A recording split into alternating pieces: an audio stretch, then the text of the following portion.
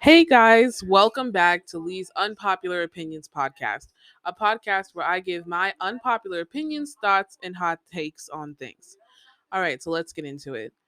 First off, I want to say I am so sorry for taking such a big break again within the podcast. This is like the second time I've done this, and I'm so sorry. And I can't guarantee that the breaks won't happen again in the future. Like, I can't promise that in the future I won't need any more breaks. It's just things get so busy, and I need to focus on personal things and stuff. But I'm pretty sure that I'm at a pretty good point in my life where I won't need to take any more breaks and I'll be very consistent. Like, I'm pretty sure of that. But sometimes things came up in the past and stuff like that. That's why it happened. But I'm pretty sure I'm at a really good point where like it'll be consistent and like I have good free time and I've like had free space and free time to like be able to dedicate myself to the podcast and the uploading and stuff like that. I'm pretty good at it. But so it'll be a lot more frequent from now on. It'll be really frequent. I'm pretty sure it'll be bi-weekly. I'm like 90% sure it can be bi-weekly at this point. So let me explain like what came up this time. Okay, so you guys know how I graduated with my major in engineering and all, right? And how I was working at the math tutoring place, right? So in February, I went to a job fair online for STEM students, and many STEM students from the colleges around my area go to the job fair for like two reasons. One, if they're a current college student looking for an internship, or two, if they're a recent graduate looking for entry level jobs. So there was me and two classmates that I used to go to school with, and we bonded a lot because we have a lot of classes for many semesters up until we graduated. And during school and before the pandemic, me and those other two girls and a lot of our classmates would go to this job fair every year because the job fair happens every year. And we would go looking for like an internship and stuff because we were still in college. But this year, since we graduated, we were looking for entry level jobs. And usually the job fair is in person, but this year the job fair was virtual. So me and the other two girls, we went to like this lounge in the apartment complex of one of my friends, and we were all on our computers and stuff, chatting and speaking with recruiters and stuff. It was pretty cool. And we were chatting online and messaging and video chatting with job recruiters and stuff. It was totally awesome. And I sent a lot of them my resume, and I got like 4 to 5 interviews and whatnot. And I was practicing my interview and job questions and how I was gonna like pitch myself to the company and recruiters and hiring managers. And the week before, um, and the week, well, the week after, sorry, not the week before, the week after, I applied to like 34 places, like these nice companies, some big companies in engineering too. And it was totally awesome. Like I applied to so many places after the fact, but I got so busy with like practicing interviews and like applying to places and trying to do stuff and like trying to like find a job, like an entry level job that's actually in my field, that I just like got so busy with that, so I had to put the podcast on the back burner for a little bit. So, anyway, a lot of company recruiters were saying that they were really excited to have me, and other company recruiters were sending me job links and saying that if I apply to certain jobs, then someone from their team will be in touch with me much sooner than later. So, that's totally awesome. And I did a couple interviews. I was really excited, and my other two classmates got new jobs too, so that's totally cool. I'm happy for them. So anyway, after all the interviews and like all the applying to places and stuff, I got like a couple interviews, like I said, and after all the interviews, I got this offer from this really like I got this really awesome offer for this engineering job in Baltimore, and it's like a pretty big federal contracting defense company. Like it's this really big company in engineering. So yeah, I work there now, and I'm a pretty humble person, so I'm not trying to brag. Like I'm the most humble person you'll ever meet, but they made like a great like offer in regards to like salary. So like I'm super excited for that. Like super excited for that. Like I'm so happy I landed this job. It's totally awesome. It's in my field. It pays well. Like you guys have no idea. And I'm just trying to like get myself situated with that job and find like a pattern and like a place where I can have my free time and like a good schedule for like being able to like do other things like this and stuff like that. So yeah, but now I'm back to like having free time and having the time to do this. But yeah, that's why it took me so long to like make this episode and stuff. Like I had to get ready for my new job, buy a new wardrobe and all this other stuff, and then get settled at my new job and like just really get into the feel of it and all that other stuff. um but now, I've been at my new job for a couple of months now. I totally love it. It's so awesome and pays well, so that's awesome. So yeah. I work full time now and I will try my best to make it consistent, like 2 weeks, but sometimes it might be like once every 3 weeks or something if I'm like busy or something like that. But I will try my best to make it 2 weeks. It's just that, sometimes in life things come up. So yeah. But anyway, that's all I have for introductions and updates on my life and stuff. And I do want to say, in the background, I don't know if you can hear it, but I'm playing TV kind of big just because like I kind of want to like drown myself out in the house and like so you know what I mean like I want to drown myself like by like talking and stuff like that. I want to drown it out, which is why I have the TV in my room kind of loud. So if you hear that in the background, it's just a TV talking, just ignore it. Yeah, so that's pretty much all I have for updates in my life and stuff. Oh wait, actually just one more thing. So I figured out how to do transition music on these episodes, so I'm going to add that. So every time I'm like transitioning to a new topic in this episode, I'll use transitional music. So you guys are about to hear it since I'm done with the introduction. But yeah, that's all I have for like introductions and updates in my life and stuff. So let's get into today's episode. And here comes the transition music.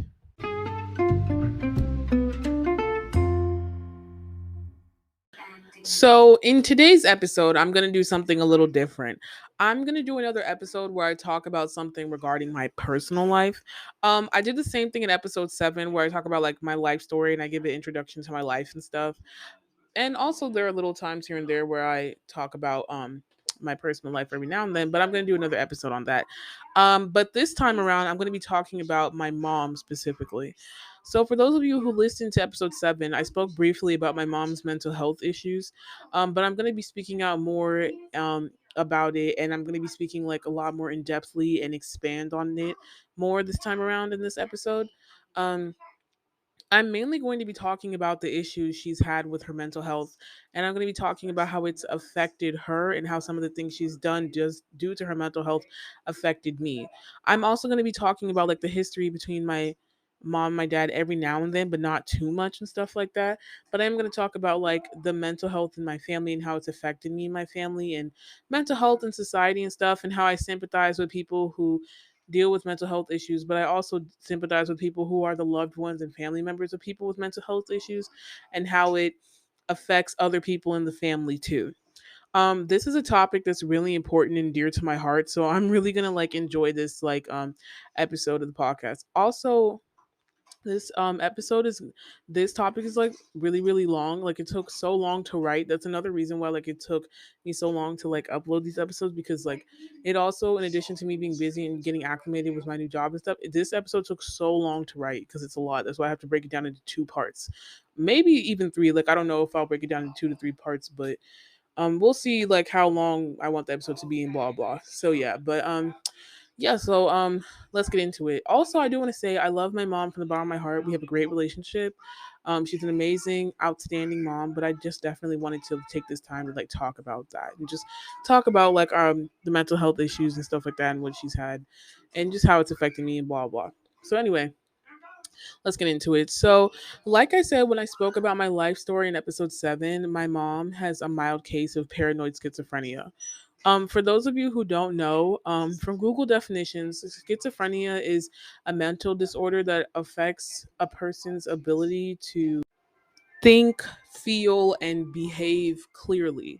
Schizophrenic people tend to be very paranoid and suspicious because they believe things that logically do not make sense. Sometimes people with schizophrenia may believe they're being harassed or persecuted. They may believe they're being chased, followed, watched, plotted against, or poisoned.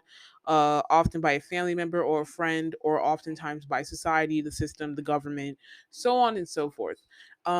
They believe delusional and irrational thoughts and thoughts that have no logic behind them. Sometimes they can go into psychosis and have like psychotic episodes. Um, eh, well, not like, I know when I say psychotic, like that sounds like really like extreme, but just psychotic in the sense of like the medical term, like just believing delusions and believing hallucinations and stuff like that. Um, yeah, so sometimes they believe delusional and irrational thoughts and thoughts that have no real logic behind them. And because these people believe these paranoid delusions, they might behave in a certain way due to their irrational beliefs. And a lot of people with schizophrenia hear voices, but surprisingly enough, my mom doesn't deal with that. She doesn't hear voices or anything like that, but she still has paranoid schizophrenia. And I know that sounds like crazy or wild to some people, but she has it. Um, yeah, so she really does have it. She covers it up in person kind of well, so you wouldn't be able to tell if like you worked with her. You would probably only be able to really see it if you lived with her. Now, that's not to say that in public she has never lashed out or never acted out, because I will talk about that later in this episode. But um, like you would only be able to tell if you've lived with her for as long as I have. You know what I mean? And her like mental health, mental illness is a spectrum, and it's not as severe. Hers, for my mom, it's not as severe as other people, but it's still very there and very evident. Schizophrenia is a spectrum, just like many other mental illnesses. So there's high functioning people and there's low functioning people with mental illness, and there's people everywhere in between. And my mom is very high functioning, like on the spectrum of schizophrenia. If schizophrenia was like a level from 1 to 20, with 1 being schizophrenic, but the schizophrenia is very mild and the person is still very high functioning regardless of the mental illness, and 20 being like batshit insane, crazy, and completely off the rails, my mom would be like a 6. Like, you know what I mean? From a scale from 1 to 20, she'd be like a 6. Like, there have been times in the past where she's had a mental health breakdown episode, and her episode will be like in the middle, like a 10, or maybe even a little bit above the middle, like an 11. But besides that, she's like a 6. It's very mild and she's very high functioning. Like, she doesn't like hear voices in her head or anything like that, or auditory delusions. That's what it's called medically. When you hear voices in your head, it's called auditory delusions. She doesn't hear that like other people do with schizophrenia, but um it's more so for her, it's more so like, oh, my brain is telling me to believe these things that are not true, and she believes false things. Also, she can still hold down a job, so it's not like it's so bad to the point where her schizophrenia hinders her from getting a job, but she still has it. Um I've seen lots of people online who say stuff like, "Oh, my parents had a mental illness and they couldn't hold down a job and they ended up homeless and I had to go into like foster care and stuff like that." Like, I never really had an issue that severe. Like, she has sometimes done things that are like detrimental to herself and a little wild, but like it's never been something that extreme or that severe for me. Like, she never was like mentally debilitated to the point where she couldn't work. My mom is really smart. She has a nursing degree. She's a registered nurse. She works as the administrative assistant at the nursing home that she works in right now. Like, she's super smart, very intelligent and stuff like that. And growing up, she gave me and my sister lots of love growing up. Like, she was so sweet and she was so loving and everything growing up, and she still is to this day. She's a really sweet woman that would go the distance for her kids, and I love her so much, and she loves us so much. And I'll go more in depth later about how loving she is and how awesome she is later in this episode, but I don't only and I say this because, like, I say all these things about how loving and awesome she is because I don't want to only highlight the bad parts of her. I want to also show the good parts about my mom too. Like, I don't want this episode to only show her in one light, and I don't want this episode to end with me only showing the bad parts, because there are so many good parts and there's so much love there. So I'll definitely share the good parts too, and I'll share the good parts later. Um However, my mom has struggled a lot with her mental health, and I definitely want to explain that too. I kind of want to take this episode to like share my truth about it and talk about the things that she's done due to her mental health that have affected me in a certain way. I mean, I'm over it and I've moved on because, the past is the past, but I still want to share my story about some of the things that she has done. Also, I want to make a point to say that I hope to not offend anybody listening to this podcast that struggles with mental illness, or anyone that has a loved one that struggles with mental illness. I'm just sharing my experiences and I don't want to offend. I wish everybody the best of luck dealing with any mental issues that they may have, and I wish the best for everyone who has to deal with someone with mental issues stuff. Like, I don't mean to offend at all. But anyway, let's get into it.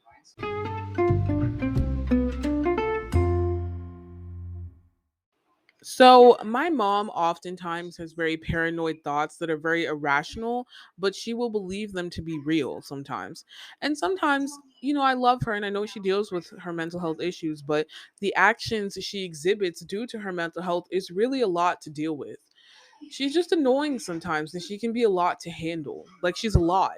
And sometimes it affects her negatively in ways that are detrimental to her too, but she can't even notice it because she believes the delusions and incorrect things that her mentally ill brain is telling her.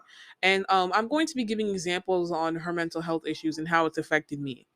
So first off, I'm going to start off with a little bit of a background story and the background of my mom. So my mom met my dad back in Cameroon when they were still young. Like, I believe they were like seniors in high school.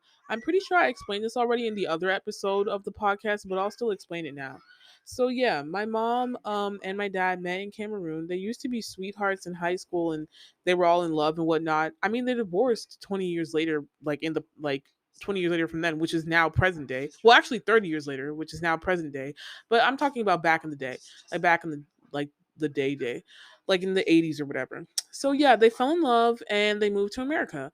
The other people that came to America with my mom and my dad are my dad's two sisters and my mom's two brothers. My mom had two sisters. My mom also has two sisters, but those two sisters are back in Cameroon. Okay, yeah. So anyway, my parents came to America, and then my parents had my big sister. Then they had me. And like all throughout my childhood, I had a really good childhood. I mean, of course, I went through things that like the average kid went through, like insecurity, disagreements with my parents here and there, some traumatic things here and there, and like problems that the average person goes through and whatnot. And like we all like went through that as kids and stuff, but I really don't have much negative things to say about my childhood. I mean, I definitely have stories of people in like my childhood that were like mean to me, and they make for good stories in this podcast, such as like jerks who would make fun of me for no reason in middle school. But like I'm sure we've all been made fun of by a random jerk or two in middle school and stuff like that. But besides that, I had actually a really good childhood. Like I had lots of fun in my youth, and I hope that I said, I hope this doesn't sound like braggy or offensive to anyone because I'm like literally the most humble person you will ever meet in your life. Like I'm so humble, but like I don't really have much of like a sob story, quote unquote, to tell people in terms of like my childhood. Like how people will talk about the issues and the traumas they've had in like their lives and stuff, and how they've had like a really terrible childhood and stuff like that.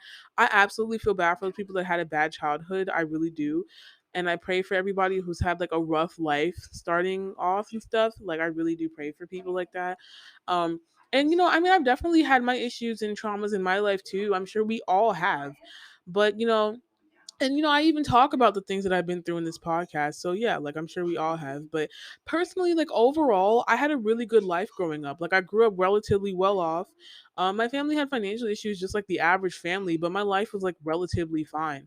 I grew up pretty well like financially too. I grew up pretty well off financially. I grew up in a $500,000 home, so like yeah, you can kind of get the picture of the type of environment like I used to live in. Like, like I lived in this pretty middle class suburban neighborhood in Bowie, Maryland, and Bowie's definitely the suburbs in Maryland. Bowie's definitely a suburban city. The location was great too. There were so many recreational things like playgrounds, walking paths, tennis fields, soccer, basketball fields, a community pool. We had the LA Fitness gym right down the street in the Bowie Town Center and stuff like that. Like, oh, yeah, and I even forgot to mention the location of my old house was great too because I lived right down the street from the Bowie Town Center, which was a super fun shopping mall. I lived like right next to Walmart too, so anytime I need to pick something up, I could just go to Walmart to go get it. It was literally like a 5 minute walk, like walking from my house to Walmart. Like it was so awesome. I lived right next to it. So yeah, my childhood was good and I had lots of friends. I had a cool childhood. I had a great time. And also my mom loved us and showered us with lots of love and affection and she was an amazing mom. So I never really noticed my mom's mental illness until I grew up a little later and saw certain things that were just like off about her. Um her mental illness never got like in her ability to be an amazing parent, and like growing up as kids she was just a normal mom, But as we got older and as I was in middle school, I noticed something that was quote unquote like kind of off about her. And I especially noticed it when she lost her job when I was in middle school. When we were in middle school, she lost her job for some reason. I can't remember why. But she just came home and said, quote, I got laid off, like just to quote her. Like she was like, yeah, I got laid off. Based off of the story she told me, she said that the nursing industry can be kind of shady and conniving and stuff like that. So she said she got fired because of some bullshit at her job that happened, and she believes, and she believes she got like the major blame to something that wasn't even entirely her fault. So yeah, she got laid off.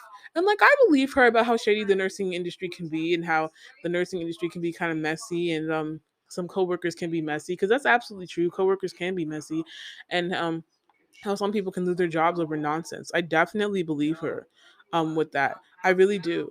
But the thing is, after that, after she lost that job, she would like find another job and like she'd find another job after that after a couple weeks and then she'd keep that job for like what, like 6 months, and then she would come home again and then she'd be like, oh, I got laid off again. I got fired over some nonsense, and then she would be jobless for like about a month or two, and then she would get another job, keep that job for like 9 months, and then she'll be like, and then after 9 months she'd be like, oh, I got laid off again for something stupid, and then like that on and off cycle continued on for like 3 to 4 years.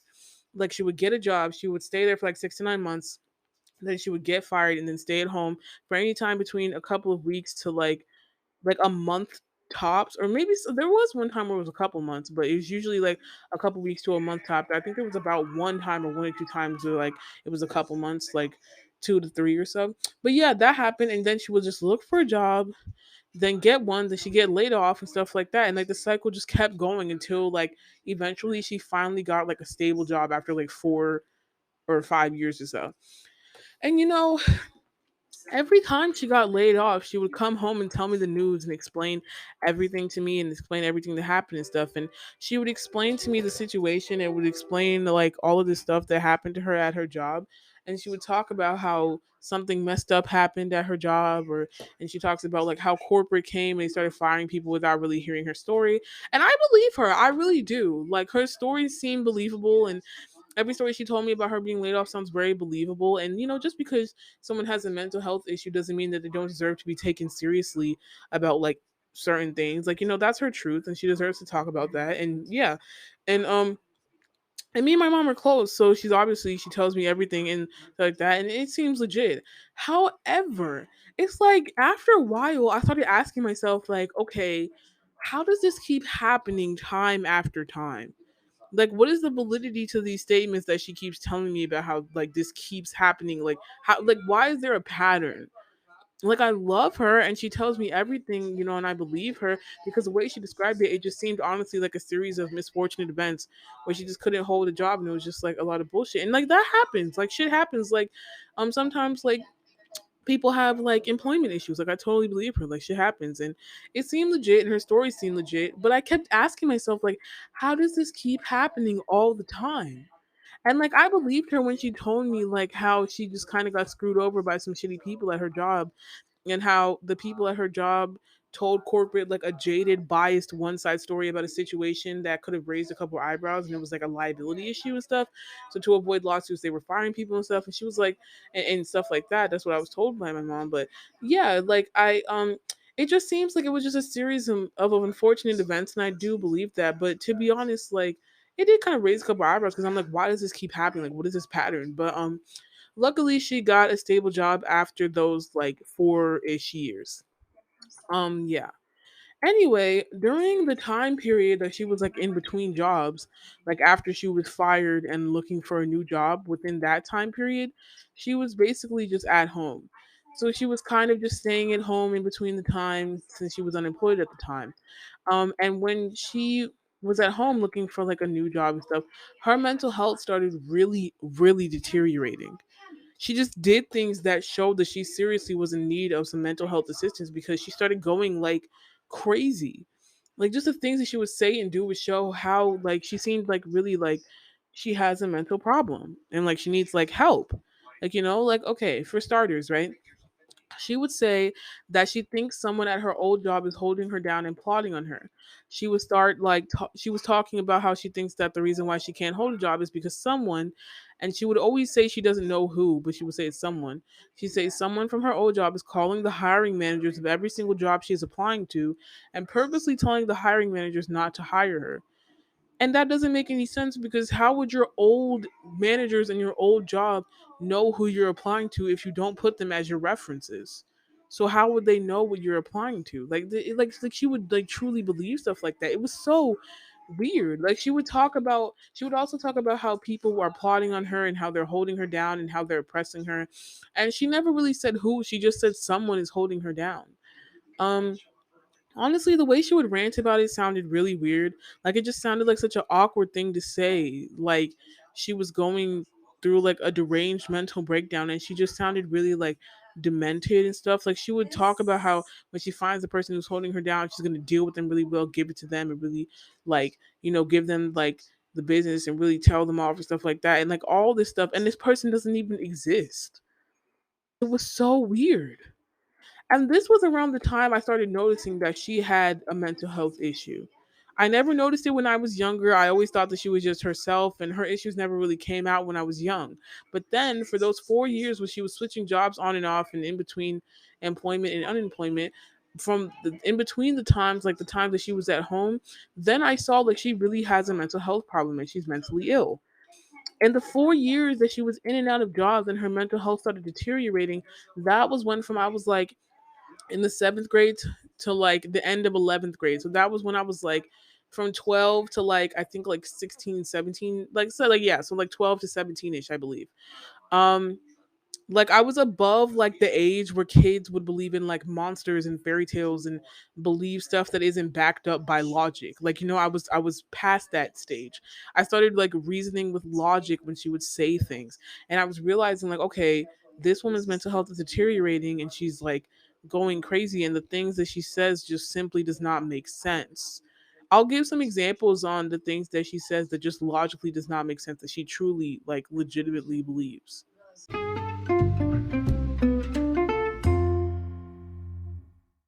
So here's some examples of like what she used to do back in the day. Like back in that period of that 4 year period. For example, like yeah, here are some examples. One example is when we would cook in the kitchen, she was big on like no phones in the kitchen when we're cooking. She was big on that. Also, she thought that phones could transfer some kind of like bacteria or signal to the food that would make her sick. She would talk about how the phones make her sick and phones make her excessively use the bathroom. And when she was ranting about how sick she is, if you ask her, Mom, what do you mean by that? What are you talking about? She would yell, I don't care. I don't care. I don't care. Like her brain just didn't make sense and she looked ridiculous. Like you could be like she could be like, stop pointing your phone at me. I don't want the phones to like make me sick. And then you'd be like, Mom, what are you saying? She'll be like, I don't care. I don't care. I don't care. That was her reaction to everything. That was her response to that. And another thing she would do when it comes to phone is like to phones is like if you're on the phone, your phone cannot be like pointed towards her like when you're on it. Like if you're using the phone and like the back of your phone, like the camera, even if you're not using the camera, if the camera like or just the not even the camera but like the phone in itself is pointed like in her direction, she like will be like, don't point that at me, don't do that to me, blah blah. And you'll be like, Mom, it's not gonna do anything. She'll just be like, I don't care, I don't want it around me, stop. Like she would like be ranting and go full on and she'd be dead serious. And also one time, I think this was when I was like 13 or so and Joyce was like 17 and stuff. Joyce and I were just playing downstairs and watching TV. And she came down, she was upstairs at first, and she came downstairs while Joyce and I were playing TV, and she was like, everybody stop everything. Which one of you two took my papers? And she was dead serious. Like she was pissed. She was angry. She was like, which one of you two took my papers? And we never took it. Like she just started spazzing and she was dead serious. We were like literally we were so confused. We were like, we never took your papers. What are you talking about? And she was like, it's only us in the house. So if I don't find it, then didn't you guys take it? And we never took it. Like it was so weird. And about 10 minutes later, she found it and she said like in a non-apologetic way, sorry, whatever. And she didn't even care about the fact that she was rude to us. Like, like a shit like that. Like, literally, like, she would just randomly go on rants, like, all the time. They would always, like, vary in like the topic, and sometimes they would be the same, but sometimes they would vary, and it would be different depending on the day. But she would just randomly be ranting. Sometimes she would talk about how people are out to get her. She would say people are holding her down, people are making her sick on purpose. Like, it was insane. And obviously it's not easy to be jobless and to be in and out of jobs and stuff, but still, like, during that area when she was in and out of jobs, she was just fucking wild. And it was just intense and random. It was just a lot. Her logic was skewed, and it just didn't make sense also. um she's very overprotective of certain financial documents, but yet she can be so easily swayed with like online scammers, which could put you in financial risk sometimes.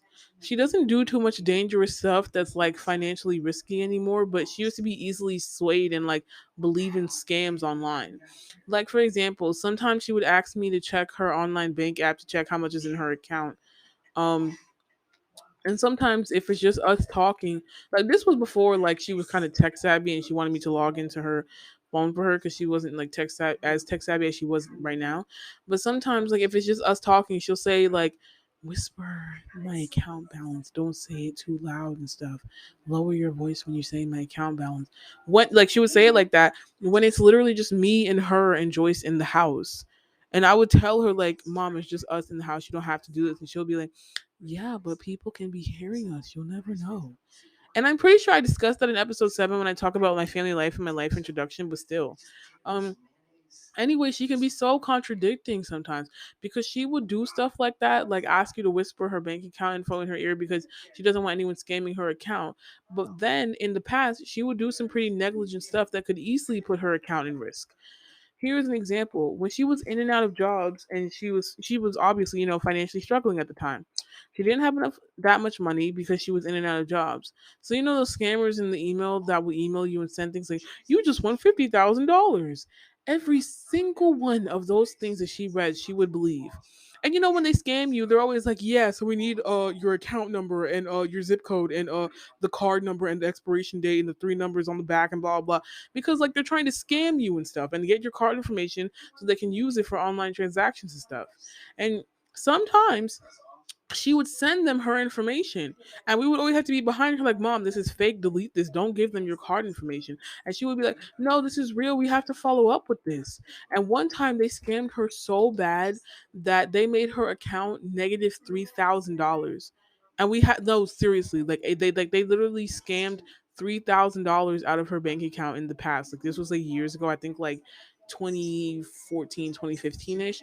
But like we literally had to report it to the bank as theft to the bank, and it took forever for them to like get the negative $3,000 to clear, like to for them to like put her account back, like, and like to like for the negative $3,000 balance to like clear, and like to have them like take that balance off. Like, it took like almost like, I think like 3 weeks to a month. Like, it was wild. And like it was wild. And like one time, like, she even like signed up for an online Visa card amount, like Visa gift card or whatever, and she put $300 on it because she was scammed by a person in her email.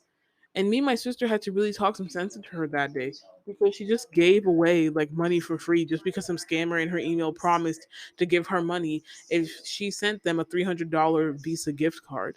Like, she'll really like believe shit like that. Like, it's insane. Like, it's just ridiculous. Like, they're clearly trying to scam you, but she like believes it wholeheartedly. You know, um, she constantly believes in scams, but yet she tries to, also be super careful with her account. So much so that she wants me to whisper her account balance in the house, even when it's just us in the house. And she wants us to whisper it for quote unquote security reasons, but she will give away $300 to random strangers like it's nothing, and like give away like her account info to the guy that scammed like $3,000 out of her account. And luckily we got that cleared and fixed up. So we got 3,000 back, thank God. But like she'll do shit like that and give her account away like it's nothing, even though she's so careful. Even though like she like can be so careful to the point where she wants you to whisper in the house stuff, information about her account. Like, how contradicting is that? You know what I mean? Luckily, she doesn't do that anymore as much, but she used to believe it like religiously and wholeheartedly, like back in the day. Sometimes she might look at something and be like, "Oh, actually, is this real? Like, I might get money if I do this." I'm like, "Mom, don't do that." Sometimes she does like believe certain scams and stuff like that, but like sometimes she'll be like, "Oh, maybe they're trying to like give me money. Maybe they're trying to give me money and stuff like that." But they're like, but it's not as severe as it was before. Like before, she used to actually give away her account information, and it was fucking insane. Like it's ridiculous. You know what I mean? But yeah, so she used to believe in scammers like back in 2014 or so. And you guys see how careful she is with her account, right? Like you see how like careful she is with like, oh, like whisper in my ear like the balance, even though it's just us in her house. Like see how careful she is with her account, right? So tell me why, right? When I was trying to get my license back in 2018, you know how like you have to give your birth certificate and your social security number and all the other stuff to like the motor vehicle place, right? So I asked her if she still has that because we moved from Bowie to Upper Marlboro because our home ended up being foreclosed. So we lost some stuff during the move. So I asked her, "Hey mom, do you still have my birth certificate and my social security number because I'm trying to get my driver's license?" And I'm being dead serious. She would not give it to me. She was so scared that people would use it for bad or that people would use it to scam my identity and all this other dumb shit. I don't even know whether she had it or not because when we lost the house, she was like, "Oh, I lost so many papers and I'm a little ashamed." And she was insecure about the things she lost within the house. So I don't even know if she had it or not, but she just said no. Like she just said no. And like whether she didn't have it and she was trying to cover up because she was so insecure, because she did discuss whether that was an insecurity of hers or whether she like did have it and she was just trying to like be like annoying or whatever, like and just paranoid and like just trying to like, obviously it's like her mental health issues like flaring up like, no, no, no, I don't want people to scam you and shit like that. Like I don't know what it was, but it was so wild to me. I don't know like what it was. You know what I mean? Like it was just so confusing, but I don't know whether it was one or the other, but it was confusing and it didn't make sense. But it was so frustrating. Like she just dead ass was like, no. Like I would tell her like, hey, so like I would ask like, hey, do you have like my license and my social security card? And she would just be like, yeah, I have all of that. And then I would be like, okay, can I have them? Because I need to get to the motor vehicle like department administration place because I'm trying to get my license. She would dead ass be like, no. If I give it to you, they're gonna scam you and they're gonna steal your identity, so I'm not gonna do that. So like literally. And like I said, I don't know whether she did have it and she was just saying no, or whether she didn't have it and was trying to cover up because we lost stuff in the foreclosure. I dead ass don't know. So like I literally had to call the Maryland Department of Vital Records in Baltimore, ask them for a copy of my birth certificate. I had to send them a check for $25 and all these other papers to verify my identity. And I had to wait for my birth certificate for like 2 weeks. Then I had to take my birth certificate and then go to the Social Security Administration with my birth certificate and another paper to use for identification in order to get my Social Security card. And then that took another week for my social security card to come in the mail and all of that shit. So then, all in all, when I got my social security card and my birth certificate by myself, it took 3 weeks, all because my mom didn't want to give me my damn birth certificate and social security card. And like I said, I don't know if she had it or not, but I think if she, I don't know if she had it or not. I think she did. Well, then again, she might not. I really don't know. But I don't know if she didn't. She was trying to do it to save face, but she was so damn annoying with that, and we argued about that a lot. Like God, she was just so annoying for that. Luckily, I went on my own way and got my documents to get my driver's license, and it still got done. But you guys see the type of shit that I'm talking about? Like she just like she literally would like her delusions will make her go like wild. Like you know what I mean? Like she'll believe shit like that. And it doesn't make sense, you know?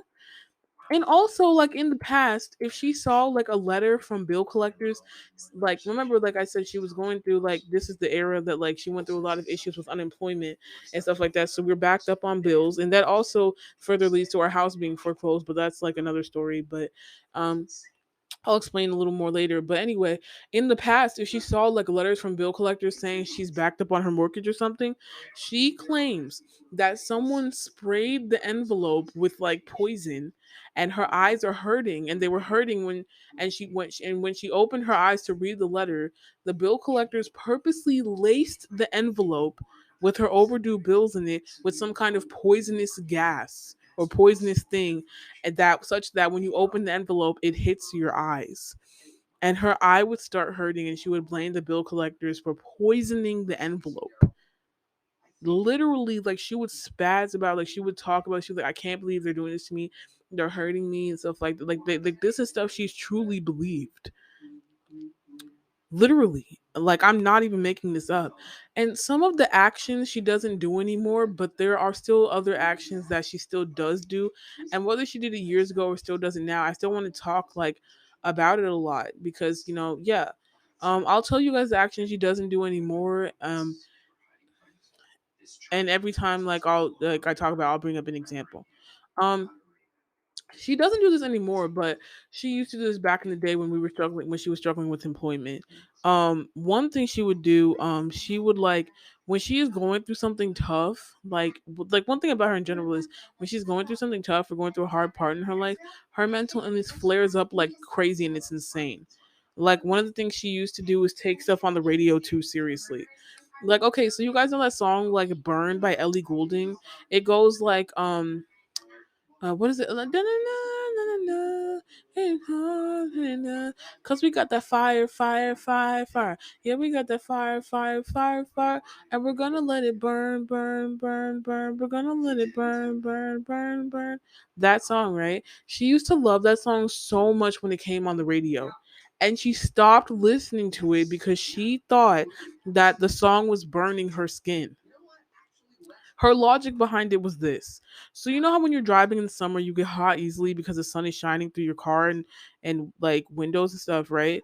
And in the summer, like your skin gets darker and all and yada yada yada. So she would be like, "Oh, my skin gets warm when I touch it and my skin is getting darker, so I think that the song is making my skin darker and making my skin burn. So I don't want to listen to the song anymore." She literally believed it. Like she would say that when we're in the car. So when the song would come on, she would change the song because she thought that the song is what's making her skin darker and making her skin warmer when she is in the car. Like she literally says this and she believes this. And it's like, no, mom, your skin is darker because it's fucking summertime and you got a tan just like everybody else in the summer. And your skin is warm and hot when you touch it because we're in the middle of summer and it's hot as hell.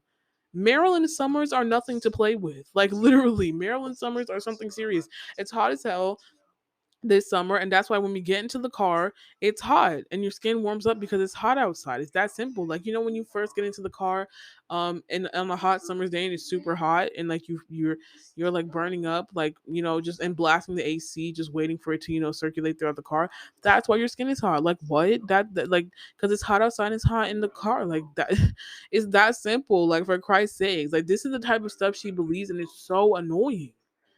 um Another thing she used to do when it comes to taking things too seriously on the radio was this. When someone was speaking on the radio, she would think like she's speaking to them directly. Like she would psychologically believe she was speaking to them personally. Like she would take everything personally. Like one time there was an ad on the radio saying something like, "You'll never get a job unless you get up and start looking, or you can use our services to start looking. Go to www.jobinfo for more details or call us at 1-800 job info to find local jobs in your field. Call us today or sign up today." Like she would like something there was like an ad like that or something, right? And she would get selective hearing when she listens to the ad, and all she heard was "you'll never get a job" on the radio. And she will get triggered and all this stuff, and she would just be like, "Hey, how dare you say that? Screw you, I will get a good job, just you watch.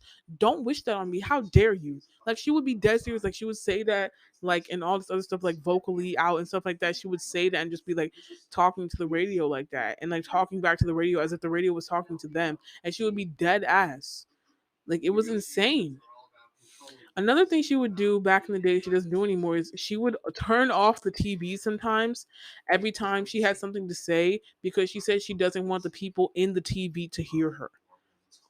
Or sometimes if she's discussing something that has to do with finances, even if it's just two in the house, like I said before, she'll be like, try not to say it too loud so nobody will hear you, even though it's just us two in the house and I'm talking at a pretty regular inside voice moderate tone. And even that's too loud for her. She always wants me to whisper. Well, sometimes she still does it every now and then when we're in the house too sometimes, but it's not as bad as it used to be. But yeah. Anyway, in the past, another thing she used to do, um, yeah, another thing she used to do is in the past when she was eating, she didn't want to turn the TV on because she claimed that when she was eating, she didn't want the people on the TV watching her when she was eating. Like she legitimately believed that when she was eating, the people on the TV were watching her. Like I would just be watching TV and she would come into the living room with her food from the kitchen and then she'd be like, "Yeah, turn off the TV. I'm about to eat and I don't want those people on the TV to see me eating." Like literally, like she would do that. She doesn't do that as much any she doesn't really do that at all anymore though. She doesn't do that anymore. But she used to do that a lot. Like that was another delusion of hers that she thinks people on TV are physically watching her eat. It was insane. One time at the old house in Bowie, she snatched my phone from my hand while I was on my phone because she claimed that my phone was in her face and it was making her sick. Like I was literally just on my phone on the couch and my phone was like in my lap and like I was just on my phone and she just snatched it from my hand. She was like, "Stop hurting me, Ashley. Seriously, your phone is hurting me." And I snapped and I went off at her. I yelled, "I didn't do anything to you. I am not hurting you. My phone is not hurting you. What are you talking about?" And I screamed at her and I ran upstairs because I was so pissed. Like I was so upset. This one she doesn't do much anymore. Like she's not really having way too much of a problems with the phones anymore, but she used to. Um Another time, my senior year in high school, I was 17 and she picked me up early from school. We had a great time picking me up and it was so chill. And on the way to the car, I noticed that she smelled like fish, but not in a bad way. She smelled good, like she smelled like good baked fish and like she smelled like she just left Red Lobster or like a seafood place. Like she smelled so good. Oh, and by the way, my mom is an amazing cook. Like she's such a great cook. And so I asked her, "Oh, did you cook fish today? It smells so good. I cannot wait to have come go home and have some fish. Like, did you cook fish today?" And her entire mood switched. Like she did a full 180. Like she just snapped. Literally. Like she got in the car and she was like, "Okay, I don't know who is feeding you lies about how I smell, but it ends now. Right now. So many people are infiltrating our relationship and you need to stop them, Ashley. Do not listen to them now.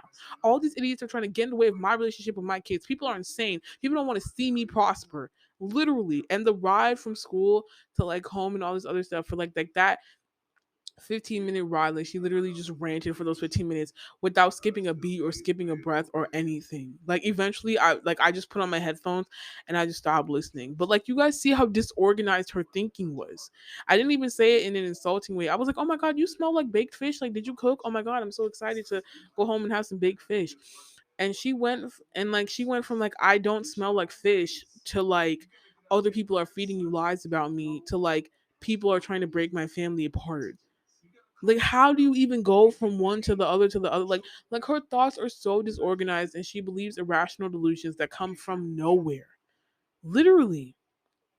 And every time you get into a disagreement with her, she would say stuff like, "Someone has told you to say these things about me. Who is telling you to say these things? Is there someone in your phone that told you to go against me and argue with me? You need to say no to those people that are telling you this, Ashley. Please.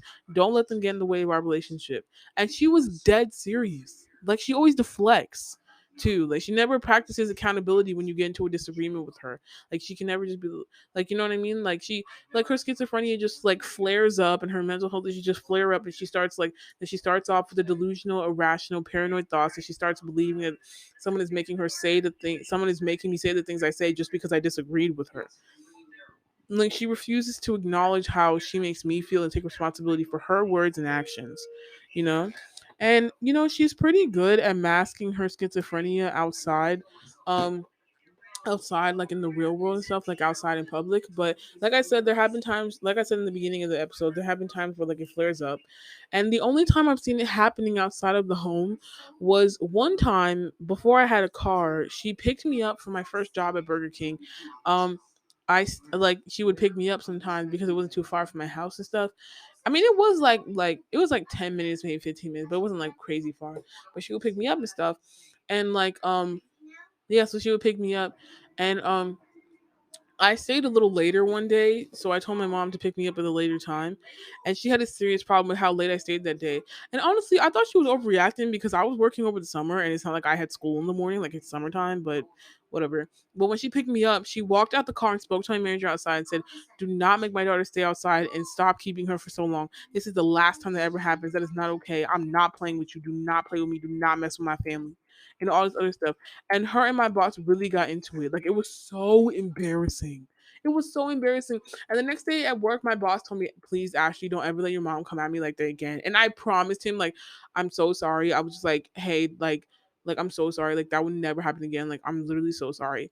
And I told my mom, like the next day, like after work the next day, I was like, Mom, that really hurt me. Do not embarrass me and talk to my boss like that. And she goes, Oh, well, I had to stick up for myself because he wanted to purposely keep you, so I had to set him straight. And that's not even like what had happened. Literally, all that had happened is that I had to do some extra dishes. I had extra dishes to wash, so I had to stay late. He didn't force me to do anything. And I tried to explain that to her, but she refused to believe me. She even did the same thing once in my big sister's old job. My old sister Joyce used to work at a retail, used to work in retail, like at a clothing store. So one time, my sister, she was finishing up her shift at night, and she told my mom, "Hold on, I'm almost finished. Just wait in the car." And my mom thought she stayed too long, and my mom literally got up to the door of the clothing store and started banging and pushing and pulling on the door very aggressively, banging on the door, shouting like, "Release my daughter! Stop holding my daughter captive! Release her now!" And it was so embarrassing for my sister. Like, my sister had to apologize to her boss and everything. Like, it was just so embarrassing. It's crazy. Like, and another time, my mom, her card was declined at a 7-Eleven. For non-American listeners, I don't know if 7-Eleven is like an international store, but basically 7-Eleven is just like a corner store or convenience store in America. Sometimes it's also a gas station, but yeah, that's all it is. But anyway, so one time her card was declined at 7-Eleven, and she thought that the cashier at 7-Eleven was purposely trying to embarrass her in front of other people in the store, and my mom went off on her. Like, my mom literally screamed at her, literally took the stuff she had, like she bought a croissant from 7-Eleven. She took her croissant and balled it up and tried to throw it at the cashier. I'm dead serious. Like, me and my sister were so embarrassed. Like, we had to literally pull my mom's arms back so she couldn't throw anything at the cashier. My mom screamed at the cashier and claimed that the cashier purposely declined the card so the cashier couldn't embarrass my mom in front of the store. And the cashier was giving it to her back like, "Oh, screw you! Like, how dare you do this?" Like, it was insane. You know what I mean? Like, and even when we left, my mom almost tried to go back into the store to yell some more, but we had to literally physically restrict her. Like, it was insane. Like that, like it was crazy. So it's just, it was insane. Like, I was so embarrassed. Like, I was embarrassed for myself as a cashier, because as someone who used to work at like a department store and used to work like those kind of stores, like work as a cashier and stuff like that, like it's embarrassing to see people like be mean to them. Like, they're human beings. Like, it was just so embarrassing for me. Like, it was insane. um so yeah, those are some examples of what I had to deal with from my mom from when I was younger up until I was 18. Some of the stuff she still does, which I explained previously, but there's other stuff some of the stuff she doesn't do any sorry, let me rephrase that sentence. Some of the stuff she doesn't do anymore, which I already explained, but some of the stuff she still actually does do and stuff like that. And I do want to talk about that too. Um there's other stuff that she still does, and like sometimes she has like new delusions and stuff, and those delusions affect her behavior too. And she's still wildly irrational sometimes. Like I said before, she doesn't do the same things that she does in the past, but she still does some like wild things and has like lots of delusions and hallucinations. So let's get into what her schizophrenia is like now.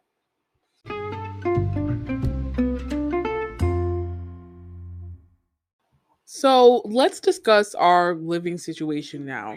Our house in Bowie was foreclosed in early 2016, and then we had to move to Upper Marlboro, about 15 minutes away. My dad and my mom broke up in like 2012, and my dad moved out. Originally, when he first moved out, he moved in with one of his sisters. Then, a couple months after that, he moved into this townhouse in Upper Marlboro, 15 minutes away from my old house. So in like 2014, my mom was still in a phase where she was unstable from her job and she was kind of in and out of jobs. So we were really backed up on mortgage payments because, not only was she in and out of jobs, she was trying to like catch up, with all the overdue bills and stuff like that. And then it's a single family household now because my dad moved out. And so she finally had a job that she held down for some time, for about a year and some change. And she was paying off everything, like 2014ish. Like, she was paying off, she got the stable job and she was paying off so much stuff, trying to catch up on bills and stuff, but we were still like so backed up. And remember, it's just my mom paying it off, so it's a single person income and stuff, trying to pay off like a lot of bills and stuff. So anyway, I went to college in August 2015, and I went to college at the University of Maryland Eastern Shore, which is in Southern Maryland. It's about 2.5 hours away from Bowie. So, and also about 2.5 hours away from like Upper Marlboro, depending on like the route you take and stuff like that. So yeah, when I was in college in February 2016, I got a call from my mom's brother, which is my uncle, and he said, "Oh hey, all of our stuff was thrown outside." And my I called my mom to confirm, and she said all of our stuff was thrown outside, and our house was foreclosed. Like it was crazy and wild. So then we took all of our stuff and we moved into this townhouse with our dad in like Upper Marlboro, about 15 minutes away. It was kind of wild because my mom and my dad are broken up now, but like they lived in the same roof again. But it was only due to like the financial situation, you know. But eventually, my dad moved out of the Upper Marlboro townhouse, and now he lives in another townhouse in Bowie now. And so now we lived in the old town. Now, right now, me, my mom, and my sister, we all live in the old townhouse in Upper Marlboro that my dad used to live in. So yeah, that's our situation. And her schizophrenia flares up here too. And I'm going to explain like what she does now due to her schizophrenia. Like I said before, some of the old stuff she doesn't do anymore, but she still does like irrational stuff and still believes a lot of hallucinations and stuff due to her schizophrenia. So yeah, let's get into it.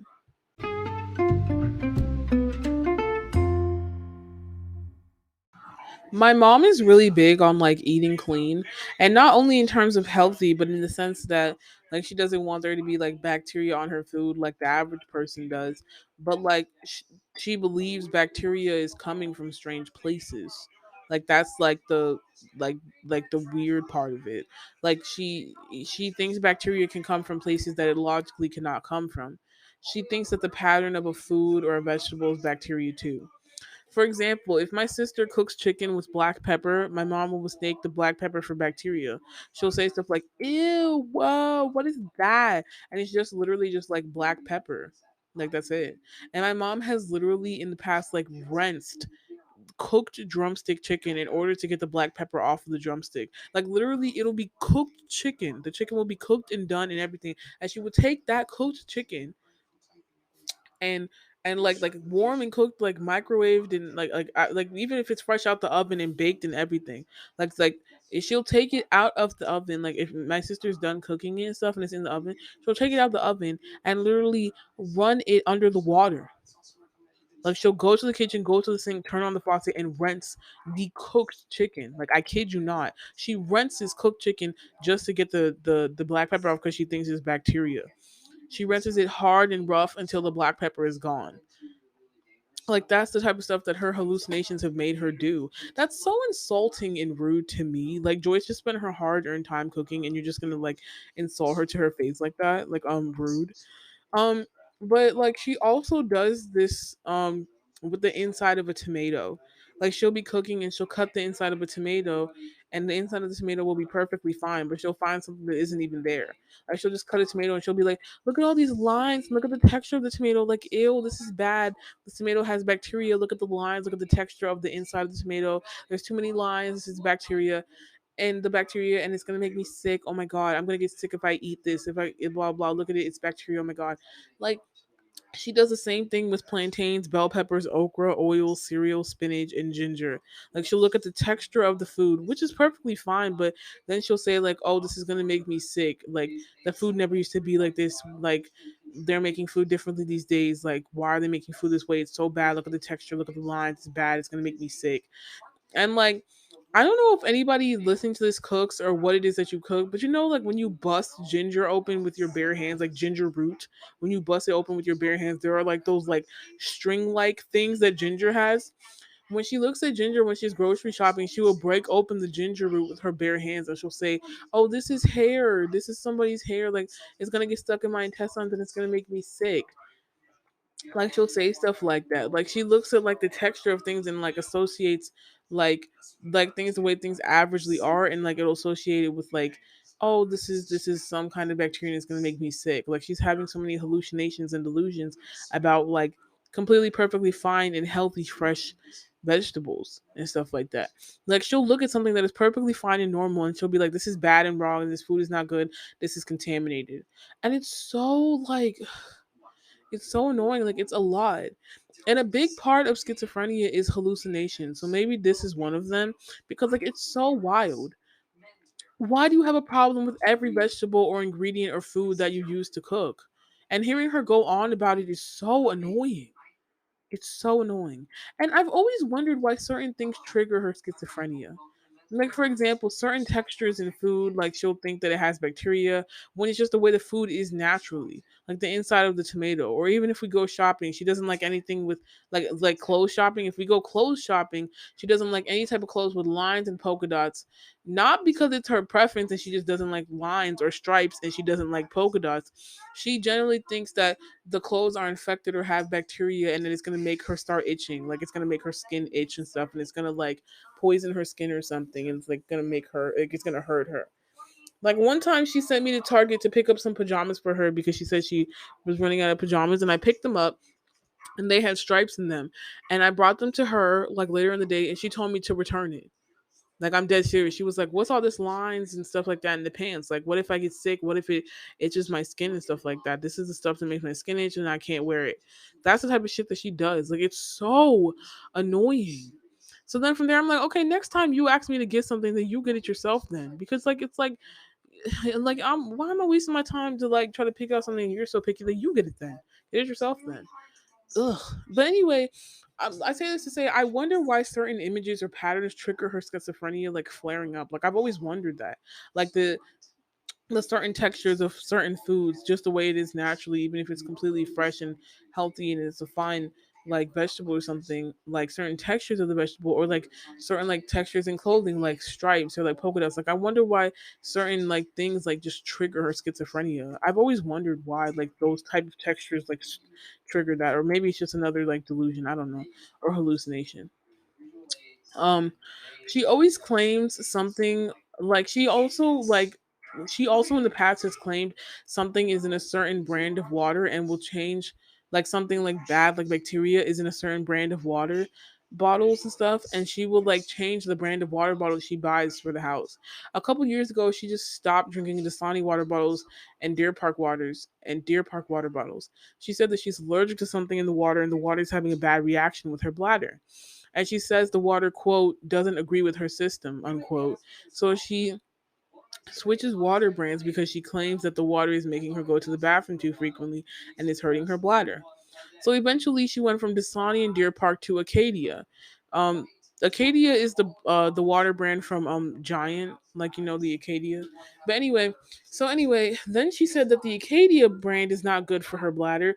Then she switched from buying Acadia water bottles back to Deer Park, but not Deer Park water bottles. She switched to Deer Park gallons. She thought that there was a difference between Deer Park gallons and Deer Park bottles, even though they're the same thing. So now she doesn't buy gallons anymore, and now we're back to Acadia. Like she switches all these water bottles, claiming they're gonna like give her bladder problems and make her have to pee too much. And but when she switches water all the time, and she has the same response. So clearly, it's not the water; it's you. Also, if you drink water a lot, then clearly you're going to use the bathroom. Like, duh, that's just common sense.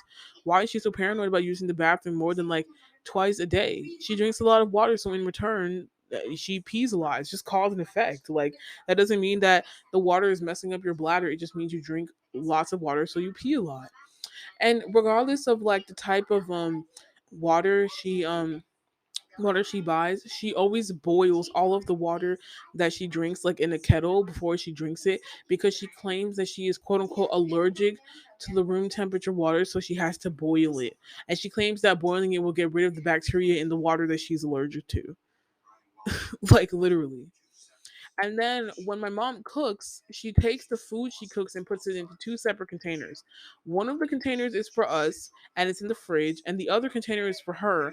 And she puts aluminum foil over her container, and then she wraps it in a plastic bag, and then she ties it with like 1 to 3 knots, and then she puts it in the freezer. She claims that it's safer that way. She also asks us to do this when we cook too, and we do, because she likes having her food and she doesn't like anybody like touching it or blah blah, and she likes having her food being separated from like our food. So if it's like containers, and like if somebody cooks, like when you transition from putting the food from the pot to the containers, we have to put two containers. One of the containers is her food and it goes into the freezer, and she wraps it up. After she puts it in the container, she wraps it up in like plastic bags and stuff like that and puts it in the freezer. Then the other container is our food, which me and my sister usually put in the fridge. Like this is the type of stuff that she does, you know? I've noticed the bad side of her schizophrenia flares up more when she's in stressful situations also. Um my mom and my dad really didn't have a good relationship, but that's a whole other conversation, or that would take forever to discuss in the podcast. Maybe I'll have an episode about that, but later. um so anyway, her and my dad were in a pretty stressful situation before my dad moved out of the current house we're at now.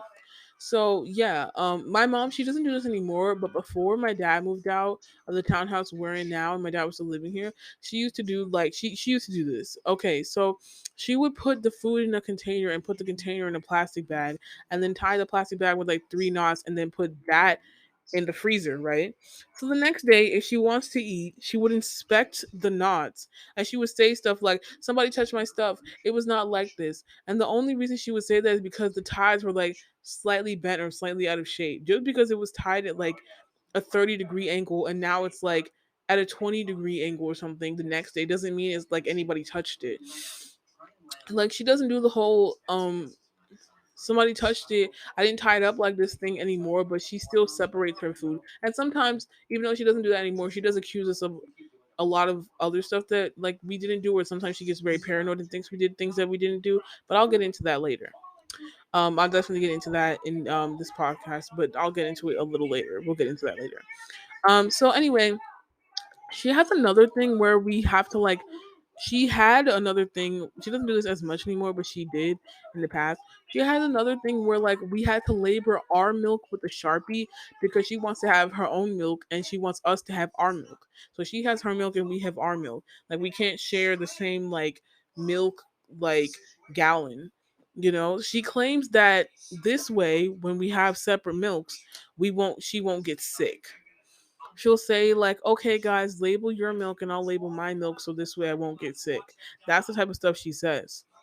And this is what I'm talking about when I say I'm accused of stuff like I didn't do. You know what I mean? Like if we're living in the same house together and we share the food in the fridge and I say to her, "Oh, hey, I bought you a different milk to use so you can use your milk and I'll use my milk. So that way I'm not going to get sick or anything since we have separate milks." And stuff like that. Like if I said that to her, or even if I said that to you, or if I said that to anybody, wouldn't you or the average person think that I'm insinuating that you are doing something to the milk? And you have to just sit there and take that and accept that? Like, how fucked up is that? And also as of recent, she started taping her food in containers and taping her cereal using tape. She even puts her cereal in plastic bags and all of that. She claims that like this is gonna keep it safe. This like she won't get sick this way and all this other stuff. But now that there's inflation and that the price of milk has gone up, she stopped doing that because she said it's too expensive to keep buying twice the amount of milk so we don't have to share. So she stopped that now and she's cool with us sharing milk now. But even still, like she'll say stuff like, "Oh, now that we're sharing milk again, let's just be careful and be clean and make sure we're safe so I don't get sick and I don't ingest anything bad," and stuff like that. And it's so annoying that she has to even say that. Like, girl, nobody was gonna poison the milk. Like, what do you think this is? Like, nobody was gonna hurt the milk or anything, you know? And even with us in the house, sometimes she'll ask stuff like, "Oh, this is the part I'm talking about accusing and stuff." Even with us in the house, sometimes she'll ask us like, "Oh, who touched this stuff?" And we will explain that we didn't, and that like we're kind of hurt that she's accusing us of something we didn't do. But she doesn't care. She's always like, "Oh, I didn't leave it like this. Who touched it? Who touched it? If it's just us in the house, then it must have been you or your sister, right?" And when she says like, when she she'll believe this stuff. Like she says it and she doesn't even care. Like it's so annoying. Like she doesn't even care about like how it comes off. Like she'll say stuff like, "You guys just please be careful around the food. I don't want to get sick," and stuff like that. Like what are we gonna do to the food? We didn't do anything. Like God, she's just so insufferable sometimes. And sometimes she cleans the chair with cleaning supplies before she sits down on the sofa. Like she'll clean the sofa with cleaning supplies because she claims that the sofa is making her skin itch. She says that there's something on the sofa and that she'll literally spray, and like literally she has literally like sprayed part of the sofa with cleaning supplies and wiped it down with paper towel. One time she even said that she feels little ants on her skin all over the sofa when she sits down, and she literally puts like one time she like because she said she claimed that there were ants there, she literally took ant repellent bug spray and sprayed it all over her part of the sofa. Like, I cannot make this shit up. She literally sprayed ant repellent all over her part of the sofa. It was insane. Luckily, we have leather sofas, so like it comes right off and we can clean it like no sweat. So that's cool. But it was just insane that that even happened. And one time, she confronted us about the chair and she was like, I don't know what's going on, but Joyce and Ashley, can you guys please stop putting stuff on the chair? Every time I sit on the chair, my skin starts itching and my butt itches and everything. If you guys are doing stuff to the chair, can you guys please stop or please be more careful? Like, seriously, stop.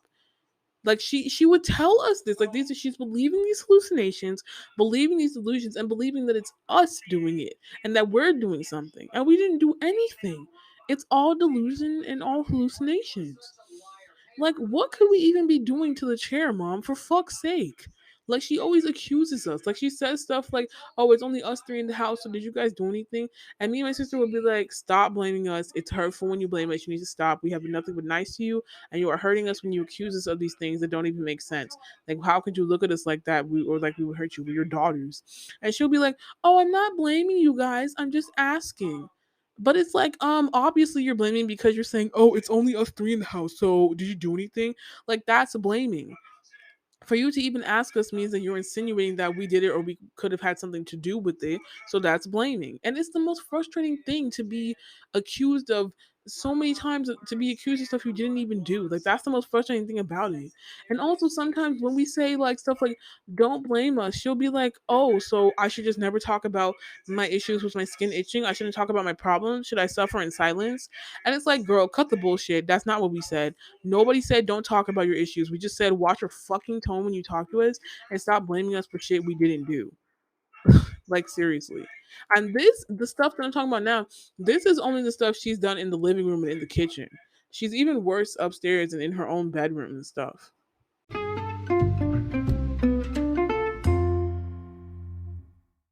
One thing about this illness is that in addition to having delusions where they believe irrational and delusional thoughts, their perception of reality is also like really skewed a lot. People who have schizophrenia have hallucinations. For some people, it's auditory hallucinations, so they hear like audio that isn't there, like they'll hear voices and stuff. For other people, they have sensory delusions where they'll feel things and sensory hallucinations and delusions. Actually, you can have delusions for all of your senses. So, like taste, touch, smell, hear, sight, all like you can have delusions for all of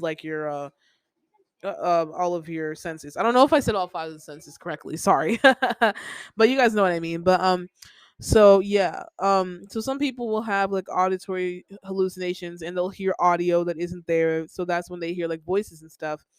And for other people, they have sensory delusions, like they will feel things and have sensory hallucinations and stuff.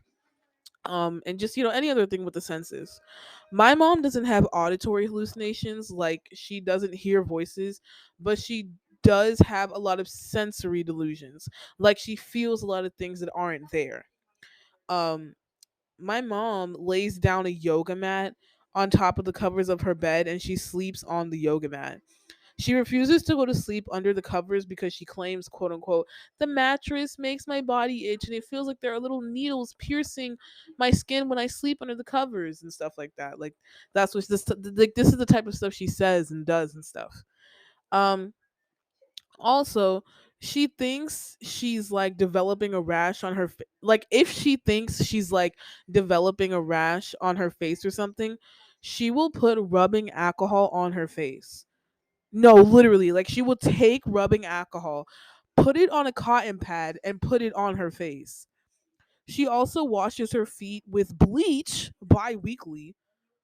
Washes her feet with bleach bi-weekly, and she claims that if there's a rash on her face or her feet, then the alcohol for her face and the bleach on her feet will kill the bacteria that is causing that rash. She also puts alcohol, like rubbing alcohol, not like the alcohol you like drink. I think I said rubbing alcohol at the beginning, but not like the alcohol you drink like Hennessy, but like rubbing alcohol, like medical alcohol and stuff. Like she'll put rubbing alcohol up her nostril with Q-tips. She'll take a Q-tip, put rubbing alcohol on it, and then put it and like wipe her nose with it because she claims there's stuff flying in her nose like if she says that, oh, if I feel something flying in my nose, she'll put rubbing alcohol on the Q-tip and put it up her nose. She claims that it's cleansing her nose from bacteria. um she blows air from her, like she blows air from her mouth if you put objects close to her. Like if you're trying to show her something on your phone and you raise it like a foot away from like her face, maybe not even a foot, maybe like 7 inches or so. If you raise it like 7 inches away from her face, she'll blow. She'll be like like she won't do it like 3 4 times actually, but she'll still do it. Like maybe that was an over exaggeration, but she'll still blow in your face. Like she'll be like if you're like, hey mom, look at this, and you like put it like 7 inches from her face, she'll be like she'll blow first. She does this because sometimes she thinks there's like bacteria near her face or something. Like you could give like if you're like giving her an object, sometimes she'll blow like like you could give her mail and you could be like, here mom, here's your mail from the mailbox, and she'll be like oh thank you. Like what I'm saying? Like it's so like annoying to be honest. And I get like she suffers with her illness, but it's very annoying. And you know what? Speaking of the blowing thing that she does, our microwave, I mean like the way our microwave is set up, right? Our microwave is mounted on top of our oven, and our microwave fan automatically turns on every time the oven is too hot. And sometimes if my mom is cooking, if I get oops, hold on, sorry, can't find the page I was on. Give me 1 second, guys. Uno momento. Okay, yeah. And sometimes if my mom is cooking, if it gets too hot, the microwave fan will turn on. And my mom thinks that the fan is going to blow bacteria into the food that she's cooking. So she'll get a container and use the container to fan the air that like fan the air that the microwave like fan is blowing. Like she'll fan the air when the microwave fan turns on cuz it's too hot.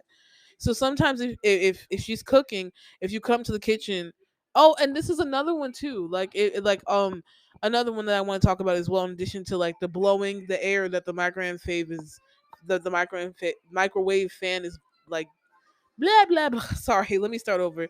So like I said, like sometimes she'll get a container or a container lid and use the container to fan the air that the microwave fan is blowing because she claims it's bacteria and blah blah blah, which is ridiculous. But sometimes also if she's cooking, if you come into the kitchen, she'll like stare at you in like a creepy like monitoring fashion, and she'll like monitor you sometimes if you're in the kitchen.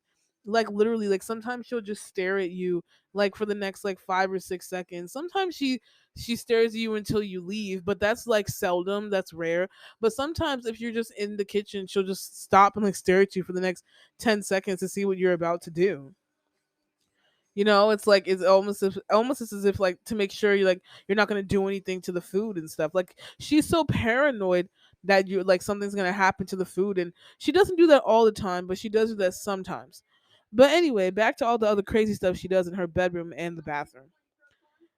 One time she left four or five or so, I can't remember how many, either four or five little like tiny like tiny little cups of bleach out in her room. There were like these 4 cups or 5 cups, and there were these tiny little cups of bleach in her room, and she left them around like spaced out in her room on the floor, the little cups of bleach on the floor, because she claimed there was bacteria in the air in her room, and that's what she does to kill the bacteria in her room. She also claims that this bacteria was all up in her room, and like that the bacteria was the only way to kill the bacteria was to put the cups out that are full of bleach. Like this is the type of stuff she does. Like it's as if everything hurts her. Like it's like the chair hurts her, the air has bacteria that's hurting her, certain brands of water is hurting her. She claims that the mattress hurts her. Like she swears everything hurts her. And like at what point will she realize that it's not everything, but it's her? Like it's not the world, it's you. It's not that the everything in the world is wrong. It's you that's feeling these things that aren't real. And I get that she can't get that because she has a mental illness, but still, like she won't realize that because she has schizophrenia. And I always thought it was so crazy how this only happens at home and not work. Like she's extremely high functioning in general. She's a very high functioning mentally ill person, but she's extremely high functioning at work. She literally has a degree in nursing and she's a registered nurse and everything. And she's literally a nurse supervisor at her job. She's so smart and she's super high functioning. And I doubt that she's never done anything like this at work. So why does she come and do it at home? Like, like I just don't get it. But then again, some people you really don't know like them or will never know anything about them or who they are like that until you live with them. And like I guess maybe at home like you can take the mask off and you don't, and like you can kind of quote unquote I guess be more yourself more at home because like you have to be professional at work. But still, I don't get how like like it's like she only does this at like home. And I mean, like I said, there has been times that like that it has that outside of the home like these things have like gone like to be more, what's the word, like there are times where like it like she's shown out like her had like mental issues and mental problems and mental episodes outside, like in public and stuff, like at the grocery store, not too crazy but still like somewhat noticeably like an episode but not too crazy. But I've always wondered like why does it only happen at home, like why just home? But I guess like I don't know, I guess like because at home you don't have to like be on your best behavior as you do at work or in public. I don't know. But anyway, when my mom is feeling a little bit under the weather, like if she's feeling sick, she is insufferable. Like she is so hurtful and insufferable if she's feeling like sick or under the weather. Like she always swears someone did something to her to make her sick, or she'll get all paranoid and act up when she's sick. Even one time at the old house in Bowie, when was sick in her bed, she called me in her room to go get something. And I came into her bedroom and she said, "Go get me some water from the kitchen, please. But please leave your phone here." Like she said that she wanted me to leave my phone in the bedroom with her. She was so paranoid about phones and stuff like that. Like she was so paranoid that my phone would somehow contaminate or poison her water somehow, and um would somehow further her sickness. And she made me leave my phone in her room when she wanted me to go get something for her from the kitchen. It's so annoying. And like she's incredibly hurtful when she's sick. She says really mean things, and she has blamed me and my sister like said that we did something that we literally didn't even do. But she says like, "Oh, we did something that could have led to her being sick or made her sick and stuff like that." And like she's like she says the worst stuff when she's sick, like it's so annoying. And like she always blames like something or someone in the house, or she insinuates that something in the house did it or someone in the house could have possibly contributed to it.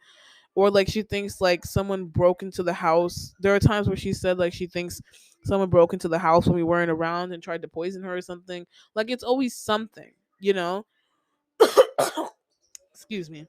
um if she's really sick and feeling really bad and she says something that's really fucked up, me and my sisters will clap back and like we'll be like, Mom, that's not respectful, don't say stuff like that. And then she'll be like, and like she'll say something like, I feel this way and I'm saying this because I'm sick and I have every right to feel this way and blah blah. It's like, okay, you're hurting and I get that you're hurting, but you don't have the right to just say whatever just because you're hurting. Like, you know what I mean? Or like sometimes if like my mom is saying like, just the most ridiculous things and having like a mental episode, me and my sister will be like, "Okay, mom, I get you're having like an episode, but like you're saying ridiculous things that just logically do not make sense." And she'll just be like, "You guys couldn't wait for me to get sick. Now could you? You guys are probably enjoying this, aren't you? How could you?" Blah blah. Like she'll just say whatever. You know what I mean? Like it's ridiculous. You know. Sometimes she says something mean or dumb or accusatory, and every time we say how she made us feel, she'll be like, "But that's justified because I'm in pain." She also sometimes, like when she's sick, she claims that Joyce and I low key probably wanted this to happen and we wanted her to get sick. This is only when like she's feeling really really down, and like me and my sister don't want to like do every single thing under the sun just to like accommodate. Like we're very respectful when she's sick. Like of course we're gonna help her, but we're not gonna like kiss your ass just because you're like feeling a certain way about stuff. And sometimes if we're like, "Mom, we're not gonna like do all this extra shit just because you're having an episode," like we're not going to sit around and tolerate being accused of shit we didn't do. And and I know she has her illness, but like still, I have to defend myself. But anyway, Sometimes when she's sick, she claims that Joyce and I low key probably wanted this to happen and wanted her to get sick just because, like, we won't tolerate her talking to us a certain way just because she's in pain. Like, it's ridiculous. Like, she's sometimes, like, if she's really really pissed off, she'll say stuff like that and it just rolls off the tongue, and she'll probably forget about it 5 minutes later, but she'll be like, oh, I'm in so much pain and like, stuff like that, like, what's going on in this house, what's going on, blah blah. And we'll be like, mom, it's not the house, like, just like just calm down and we'll figure out. She's like, why are you invalidating my feelings? Did you want me to get sick? Like, this, you guys couldn't wait for me to get sick, could you? That's probably why you're so nonchalant about it, like stuff like that. Like, you know what I mean? Like, it's really annoying, you know.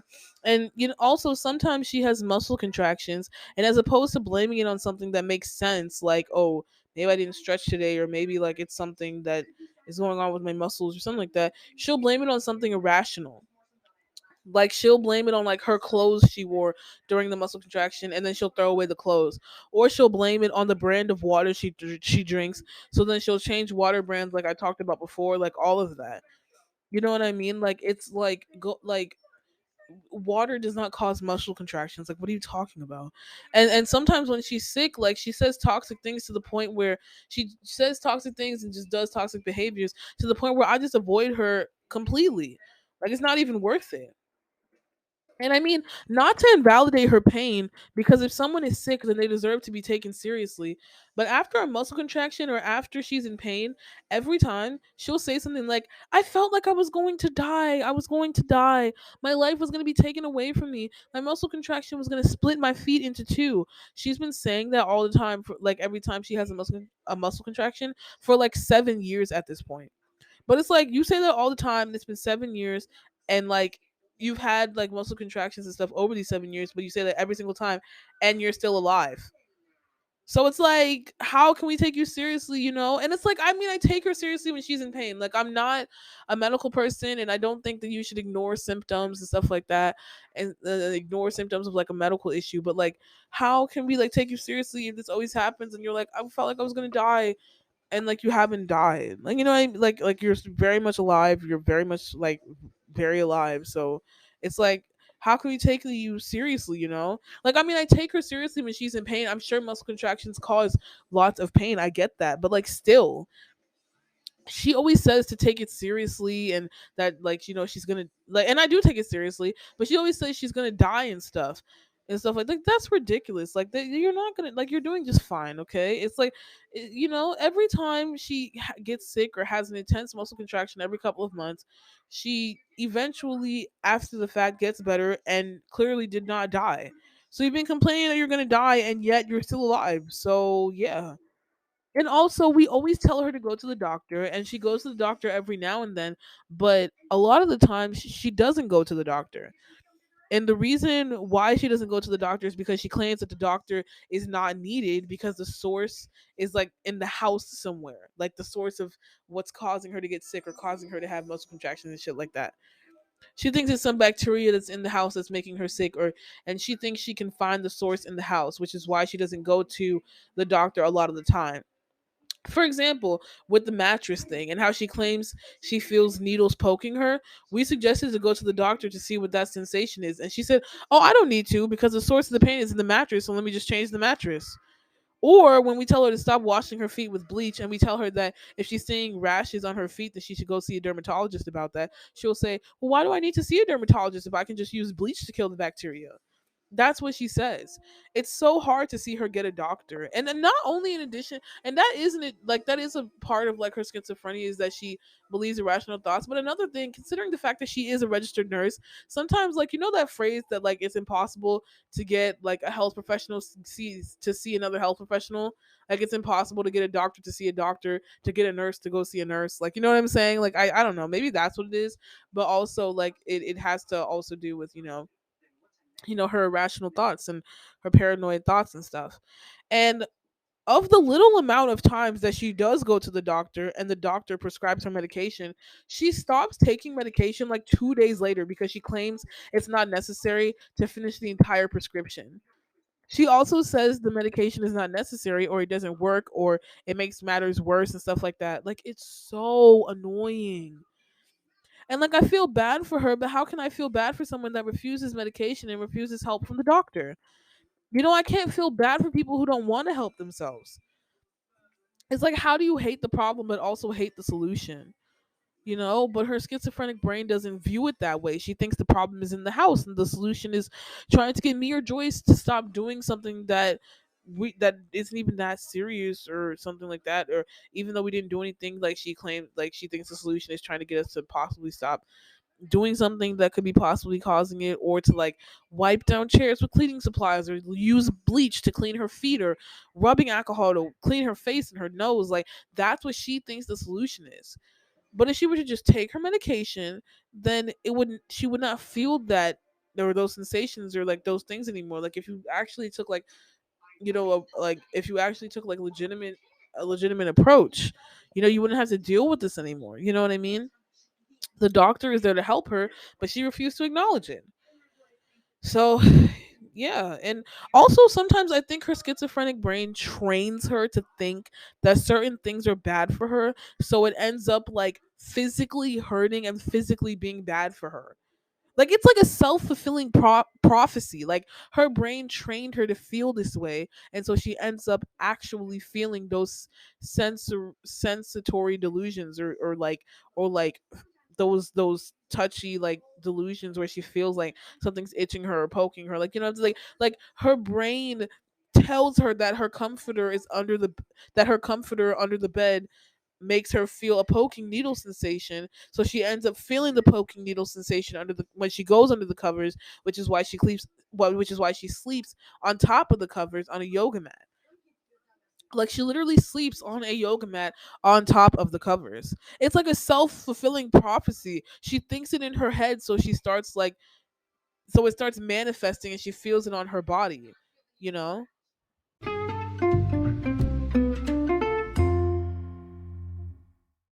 In the past, my mom also used to think certain gestures were gestures against her personally. She used to think that putting your hand in your pocket meant that you were making a fist at her, like in a threatening manner. She thinks you're doing that thing, like, the Arn in like the Hey Arnold, like not Hey Arnold, sorry. I'm thinking of not Arnold, sorry. What's the cartoon? The every day when you're walking down the street, Arthur. Like, like the thing in the Arthur, like the fist meme from a few years ago. Like, you guys know the cartoon Arthur. Um, Remember that meme where he like made a fist? Like, if you don't know what I'm talking about, just like Google it, like Arthur fist. That's like what my mom thinks. That's what my mom used to think you were doing towards her if you were to put your hand in your pocket around her. For my non-American listeners, just go look up like Arthur fist meme on Google and you'll see what I mean. But yeah, so like if we were out at a grocery store and we were like grocery shopping and stuff, if my hands are in like my sweatshirt pockets, she would be like, "Oh, why are you putting your hands in your pockets at me? Like, why are you doing that to me?" And I would just be like, I was just putting my hands in my pockets. Like, what did you think that meant? And she'll be like, well, to me, it means like you're making a fist at me, and it looks like you're trying to like make a fist at me and stuff like that. And she took it seriously. She also used to think that if I rest my hand on my neck, like with my palm over my throat and whatnot, she thinks that a gesture like that means that I'm trying to like slightly choke myself. And like, I would just be like very well rested and just resting my hand on my throat in a relaxing manner. And my mom thinks, "Oh my god, Ashley's trying to choke herself. Ashley, don't do that." You know?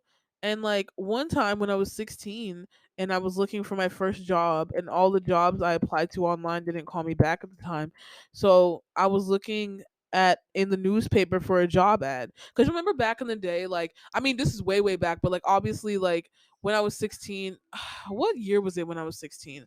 Let me think. Okay, so I'm turning 25 this year and I'll be 26 next year.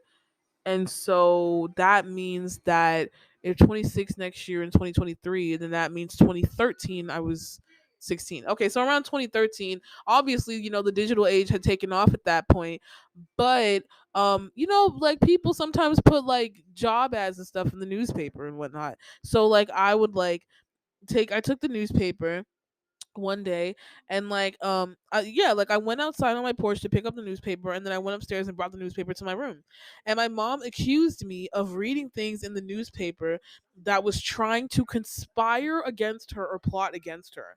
She told me, like, Ashley, you better not listen to those evil people in the newspaper. You need to stop that nonsense. Do not side with them. And she was dead serious, and I just ignored it because I knew she was talking nonsense. Like, if you were to like live with my mom like the way I did, you would think that she's like on drugs or something. And like she's not. Like she really does have like a serious mental illness. Like she has paranoid schizophrenia. And like it's mild, like I said, on a scale of 1 to 20.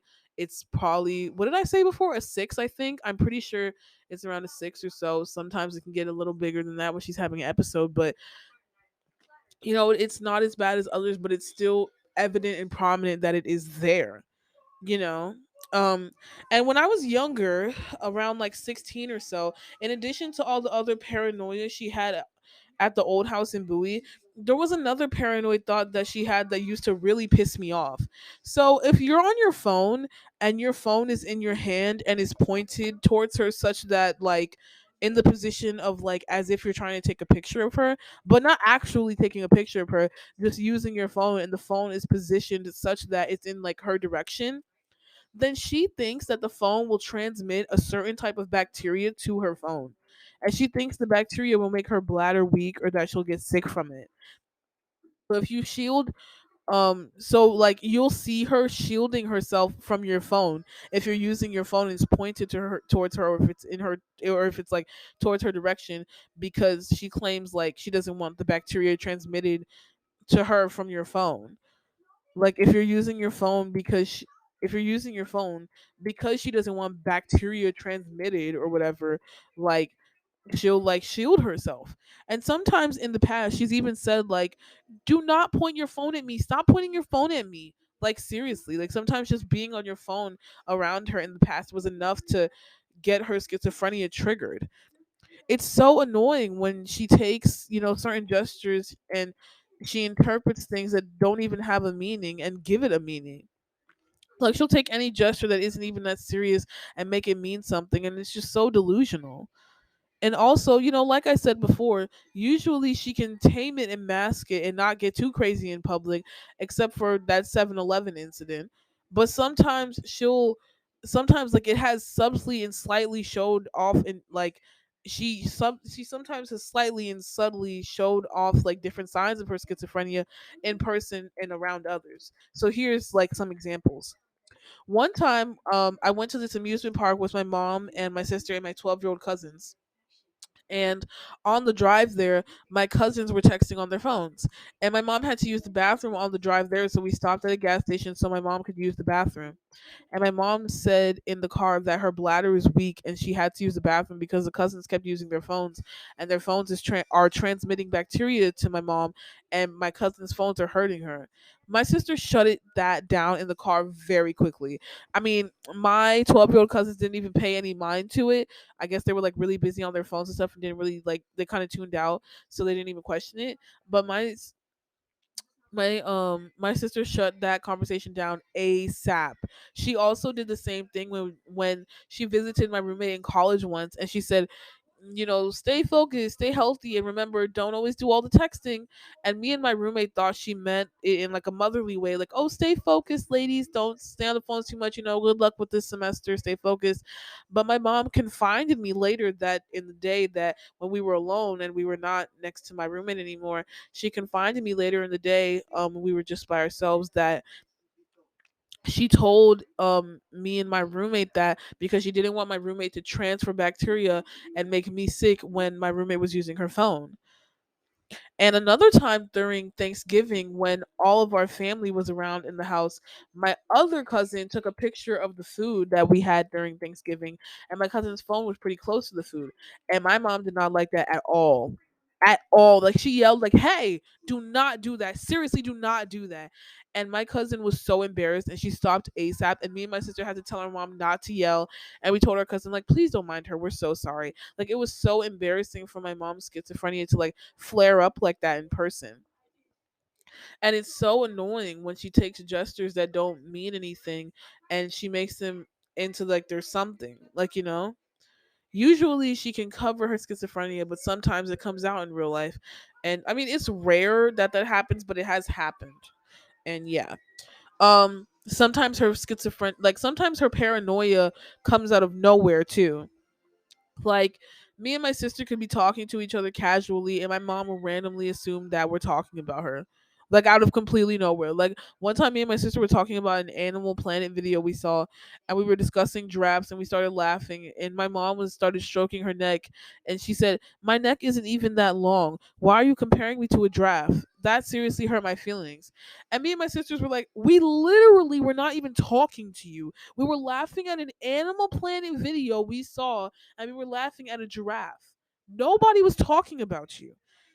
And that's not the first time stuff like that has happened. Like, me and my sister could just be talking. My mom could come out of nowhere and claim that like we were talking about her, or ask like, "Oh, like, what did you guys say about me?" or something like that. And it's like, it's so draining. Like, can't we have our conversations in peace? Jeez. Like, she doesn't do that all the time, but she does do that like sometimes or every now and then, and it's very annoying. And speaking of her paranoia coming out of nowhere, she recently said that we sprayed something in the air that irritated her eyes and nose. She was cooking all day, and the house smelled like oil and like African food and stuff, since that's what she's been cooking all day. But she still blamed us. Like, she was blowing her nose and rubbing her eye and stuff, and she just blurted out, "Joyce, Ashley, you guys need to stop spraying stuff." And she told us to stop, like, to just stop. And we didn't even do anything. Like, she also said, "Ashley's been spraying stuff all day. Ashley, you need to stop it. Don't bring it around me. I don't want it around me." And me and my sister dragged her, rightfully so, because like we didn't even do anything. And when she accuses us with no proof, she says, "Oh, I can feel it." But we didn't even do anything. She just gets up and accuses us of shit we didn't do.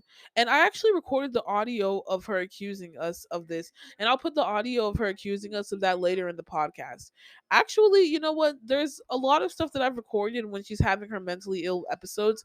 And I recorded because I want to send it to a therapist one day when I go to therapy because of my mom, and I'll show it to my therapist. But I'm going to show it to you guys to show you guys how she behaves when her schizophrenia, like, and her, her mental health, her mental illness episodes happen, and like when her delusions happen. And we've gone into so many arguments about it, and I want to show you guys what it's like living with a mentally ill parent, especially a parent with schizophrenia.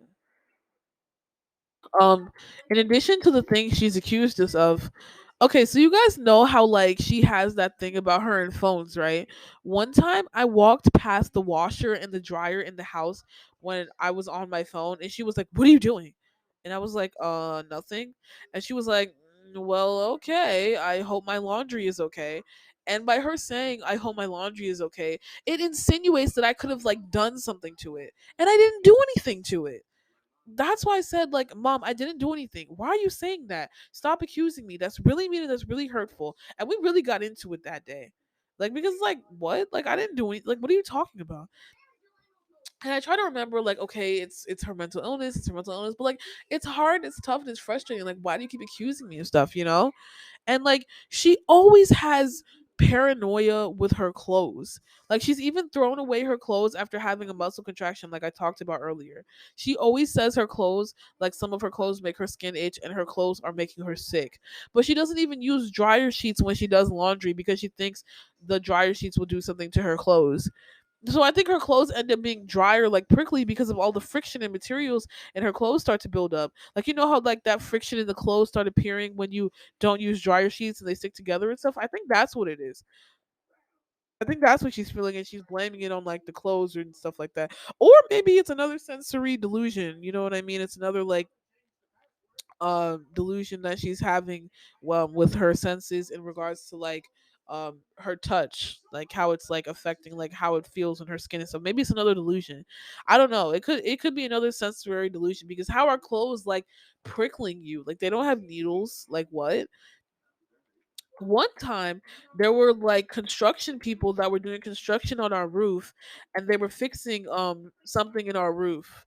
I think one of the shingle stuff, like, I don't know, they were fixing something. And from the perspective of the inside of the house, like where we were at, there was a lot of like drilling and banging and stuff, rightfully so, because they're doing construction on a roof. And my mom said she thought that the construction people were trying to threaten us and trying to send us threatening signals and messages through the drilling. And she wanted us to go outside. Not even she wanted us, she herself wanted to go outside and tell them to cease and desist all of their construction immediately. Like she wanted to tell them to stop all of their construction because she thought that we were under attack. And literally all they were doing was fixing the roof. Luckily she didn't go outside and we managed to talk her out of that, but still, you know, my mom's schizophrenia flares up and it gets even worse, especially when it's around something that brings her stress or something that was toxic with her. My dad brought my mom a lot of stress, and maybe one day I'll discuss the relationship between my mom and my dad, because like that's a whole other story that would take like a whole other like episode, like I said. But you know yeah, and my dad has done some like shitty things in the past, especially like to my mom and stuff, and like he definitely has his annoying moments, and like being annoying, he has those moments. And I love him, but he's definitely very flawed. um like I love him. He has great, like he's a great person overall, but he does have like his flawed like moments. You know what I mean? And I'll have, like I said, I'll have another episode to explain all of that one day too. But this episode is exclusively about my mom. Anyway, like I said, sometimes my mom's schizophrenia flares up and gets even worse, especially when it's around someone that brings her stress. My mom has accused my dad of things he literally did not even do. Like if my mom has a rash on her arm in the past, my mom would tell me, Ashley, when I was sleeping, your dad did something to me that caused rashes and scars on my arm and on my face. I think he hurt me somehow. And like, don't get me wrong, my dad has done fucked up things in his life, but he's not responsible for the rashes on your face and your arms. Like what? Maybe it's because you used fucking rubbing alcohol and you use it like it's fucking body wash. Maybe that's why you have those rashes and shit. Have you ever thought about that? For Christ's sake. If my mom especially doesn't like someone, or if someone has done really bad things to my mom, then my mom's schizophrenia gets even worse, and my mom will blame them for things outside of their control. And it's like, okay, yeah, they've done wrong to you and stuff like that, but only blame them for stuff that they can control or for stuff that they have done.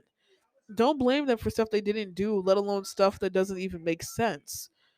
But she doesn't look at it like that. She doesn't think of it like that because she has her mental illness. She doesn't look at it like that. It's frustrating.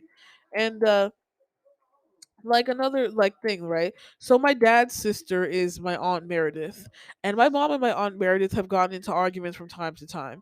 And my aunt Meredith was not like the nicest to my mom, but one time my aunt Meredith bought my sister Joyce a pack of underpants for Joyce's birthday when Joyce was around like 18 or 19, and I was like what, like 14 or 15 or so.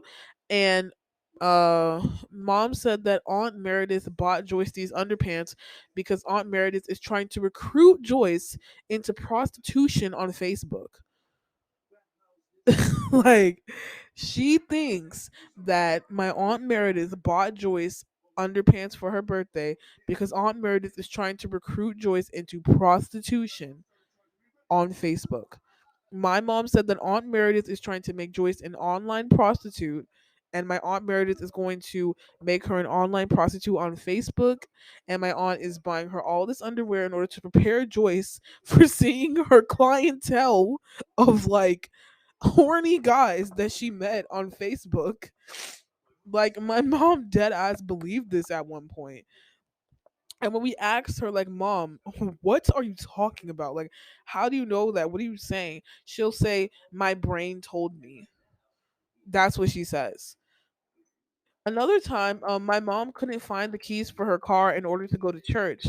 And my dad went to church that day. Like, my dad went to church too that day, but he wanted to get an early start in the day, so he went to church earlier. And my mom and I were going to church a little later, but my mom couldn't find her keys. And my mom said she thinks my dad hid my mom's keys before church so he could go to church with his mistress without my mom seeing it. Like, this is shit she truly has believed. And my mom and my dad have also at some point split up briefly in the past when me and my sister were little. And my mom, like, like when my mom and my dad, they have split up like once when we were little, but I think they got back together or something. And then, things went downhill and blah, blah. And eventually, like, they broke up. Like, well, you guys know the thing. You guys know, like, I just said it. But I mean, yeah, anyway, back to what I was saying. Um, so like my mom and my dad at some point have split up briefly in the past when me and my sister were little, and my mom said that my aunt Meredith gathered prostitutes for my dad to choose from and persuaded my dad to go sleep with the selected prostitutes in order to cheat on my mom. Like, my mom dead ass believed this at some point in her life. And I do, like I said, like, I think they've had their problems, and I think they've had like their on and off moments. And I think in sometimes in their off moments, like, maybe my dad did step out on my mom. Like, I definitely remember when I was a child, I definitely remember like times where he was gone or went to Hawaii for 2 weeks at a time, or other time excuse me, or other times where, like, he would just go on vacation randomly for no reason, like, and be back in the next 2 weeks, or times where, like, um he come home at like 3 a.m. It's like, what were you doing at 3 a.m.? Like, like what? Like, I don't deny, like, they probably did step out on her, like, during their rough times, but I doubt that my aunt Meredith invited my dad and lined up prostitutes into her house for my dad to choose from. Like, I doubt that's true. Like, come on. Like, and in addition to her paranoia, my mom, sometimes when she's telling us stories about her past, she will tell us stories about other people that don't make sense, or stories that obviously are not true. She will insinuate that people laughed at her and mocked her, and when we ask her, like, who laughed at you, who mocked you, she doesn't tell us. And it also logically doesn't make sense, because nobody would be capable of, like, sometimes knowing information that, like, she talks about. Like, it doesn't make sense, because, like, she'll say, like, oh, somebody laughed at me for this thing, but that doesn't make sense because nobody knows that thing that you're talking about except, like, the people close to you. So how would they be laughing at you if they don't know your situation? Like, for example, my mom kind of fell off with her friends like a while ago. Like, some of her friends, she kind of just fell off with them, and she still has some friends, but she used to have a lot more friends. But they grew apart. Her and some of her friends grew apart. She doesn't have as many friends like that anymore, and she doesn't get out as much anymore. But she does have a great social life at work though, and she is slowly but surely, like, getting a better social life. Like, slowly but surely, she's getting back there. But anyways, barely anybody knows that the house in Bowie was foreclosed outside of, like, my parents and my parents' siblings, like my aunts and uncles and stuff like that, and a few of her friends at church. Like, barely anybody knows that the house in Bowie was foreclosed and stuff. And sometimes when my mom talks about her house being foreclosed, my mom will say stuff like, everybody was laughing at me. Like, all of my friends, all of my old friends, and everybody, they're all laughing at me. They all know. All the people I know, all of my former friends, they were all laughing at me. But it's like, girl, what? You haven't spoken to your old friends in years. How would they know you lost your house if you fell off with them years ago? And you don't have any social media or anything like that. So how would they, like, stay updated with you? They do not know that. They aren't laughing at you. They don't even know you're in this predicament.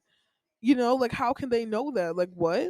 And here's another example. Okay, so, like I said earlier, I like and I think in a couple of podcasts ago, I did at one point gain a lot of weight in my life, and I'm losing it steadily. I think I told you guys that a while ago. I'm 30 pounds down from my original start weight, and I have more weight to lose and stuff. But I'm losing it, like, steadily and stuff like that, and at a good pace and whatnot. But yeah, but anyway, um before, when I just started my weight loss journey, my mom was supportive of me losing weight, and she was encouraging it all, but she also said some kind of, like, judgy things that was kind of judgmental about my body and stuff, and it was kind of wild.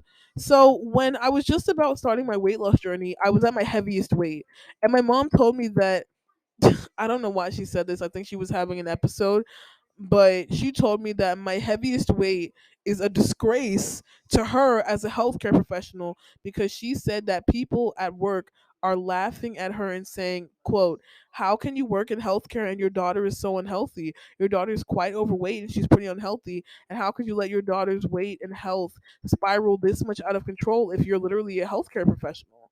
How could this happen? That's what my mom said that people at work are saying to her about my weight. She said that's what people at work are saying to her about me. Okay, first of all, nobody told her that. Her schizophrenic brain is telling her people told her that, but nobody actually told her that. This is what I'm talking about when I talk about like delusions and stuff. Like nobody told her that, because first of all, I have never been to my mom's job outside of dropping something off once or twice to her because she forgot something at home.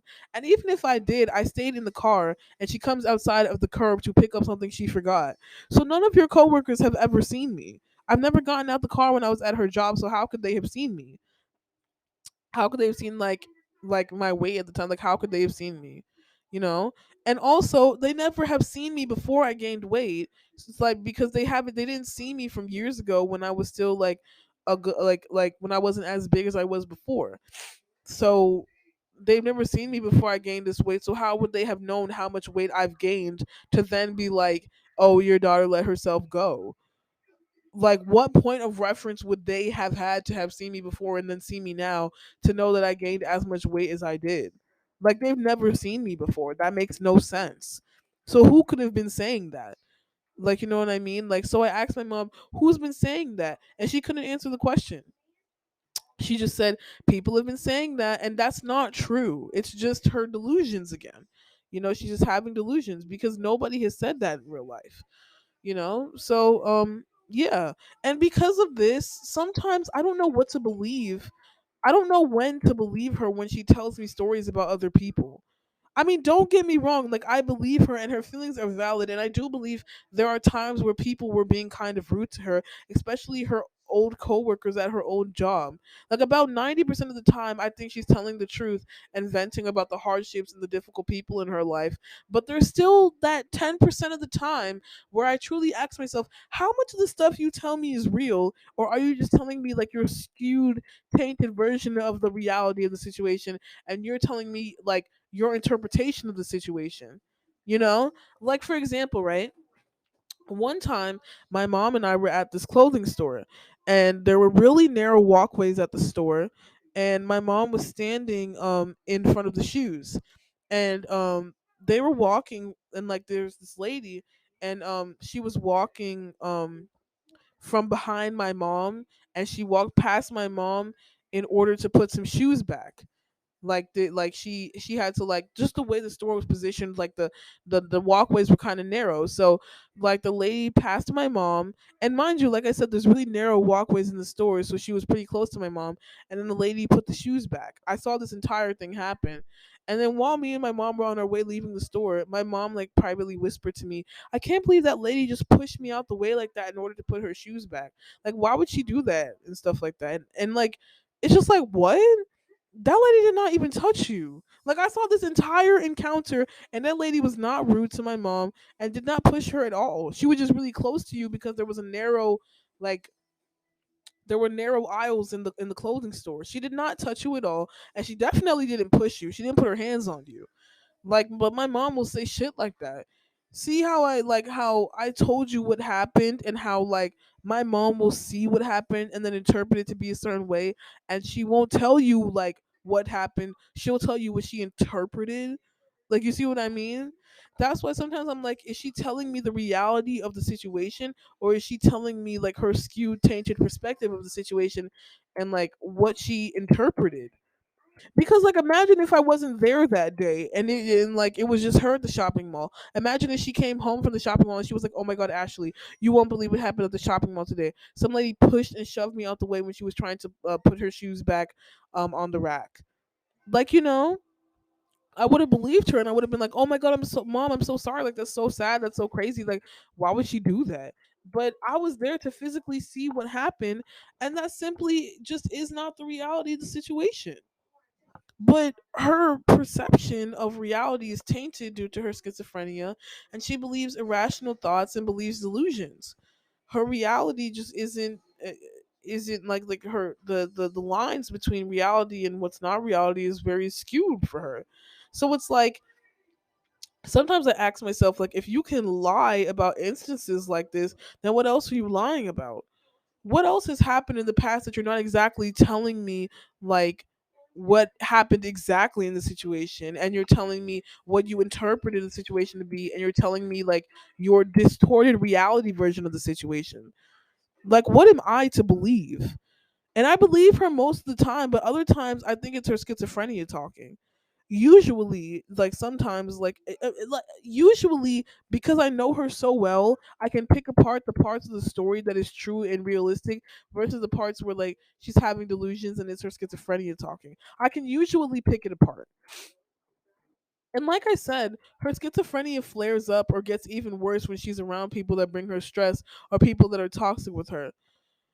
So my dad and my dad's sister on Meredith have brought a lot of stress to my mom, and um were, kind of shitty to her in the past. Like they were, I have to be honest.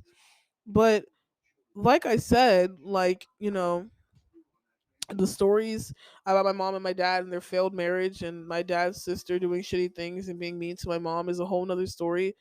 That would probably take a whole nother podcast episode to explain. My dad's sister and my mom, they're back on good terms now though, but I'll take another podcast episode to explain everything else. But anyway, um it still is true that my dad and my dad's sisters have been toxic to my mom in the past. And my mom has like vented about about their issues to us, rightfully so, because like, what they did was kind of shitty. But there are certain things my mom has said about my dad and my aunt Meredith that just logically do not make sense. Like even one time I was in the car with my mom and she said, "Oh, don't say anything too loud because I think your dad put an audio tracking device in the car. He can hear everything we're saying." I'm like, "Okay, I doubt my dad did that. He's been shitty. I will not deny that, but I doubt he would ever do that." Or when my mom said that my aunt Meredith picked up prostitutes for my dad to choose from, or that my aunt Meredith is trying to lure my sister Joyce into prostitution and to finding like available like candidates that she wants to recruit on Facebook. Like I doubt my aunt Meredith did that. In the past, my aunt Meredith has been shitty to my mom. Like I totally agree with that, and they're on better terms now and stuff. But I highly doubt that my aunt Meredith wants to lure my sister into prostitution. That is an absurd claim. I believe my mom most of the time, but other times I think it's her schizophrenia talking.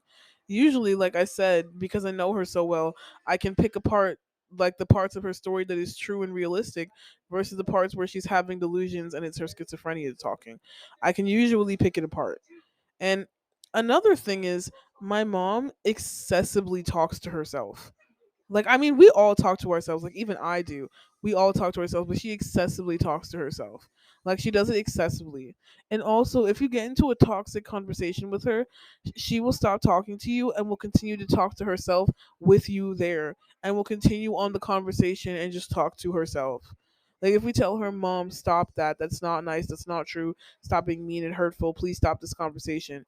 She'll stop talking to you, but she'll still talk to herself in full volume and continue on with the toxic conversation by herself. And if you're like, "Mom, stop, we told you to drop it," she will either say, "I wasn't talking to you," or she'll say, "I didn't do anything. You stop." Like, for example, right? I have a melanonikia or melanonitia. I don't know how it's I hope I pronounced that right. I don't know how it's pronounced. I'll just spell it out if you guys want to Google it. But melanonychia,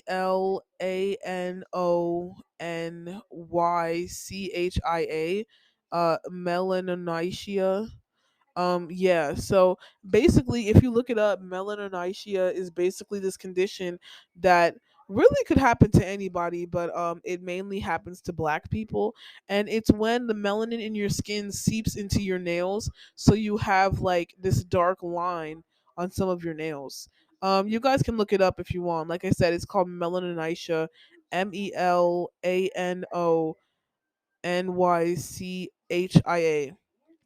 And I've had this since I was a kid, but I don't think my mom noticed. And also, I painted my nails a lot as a kid, so I doubt she noticed.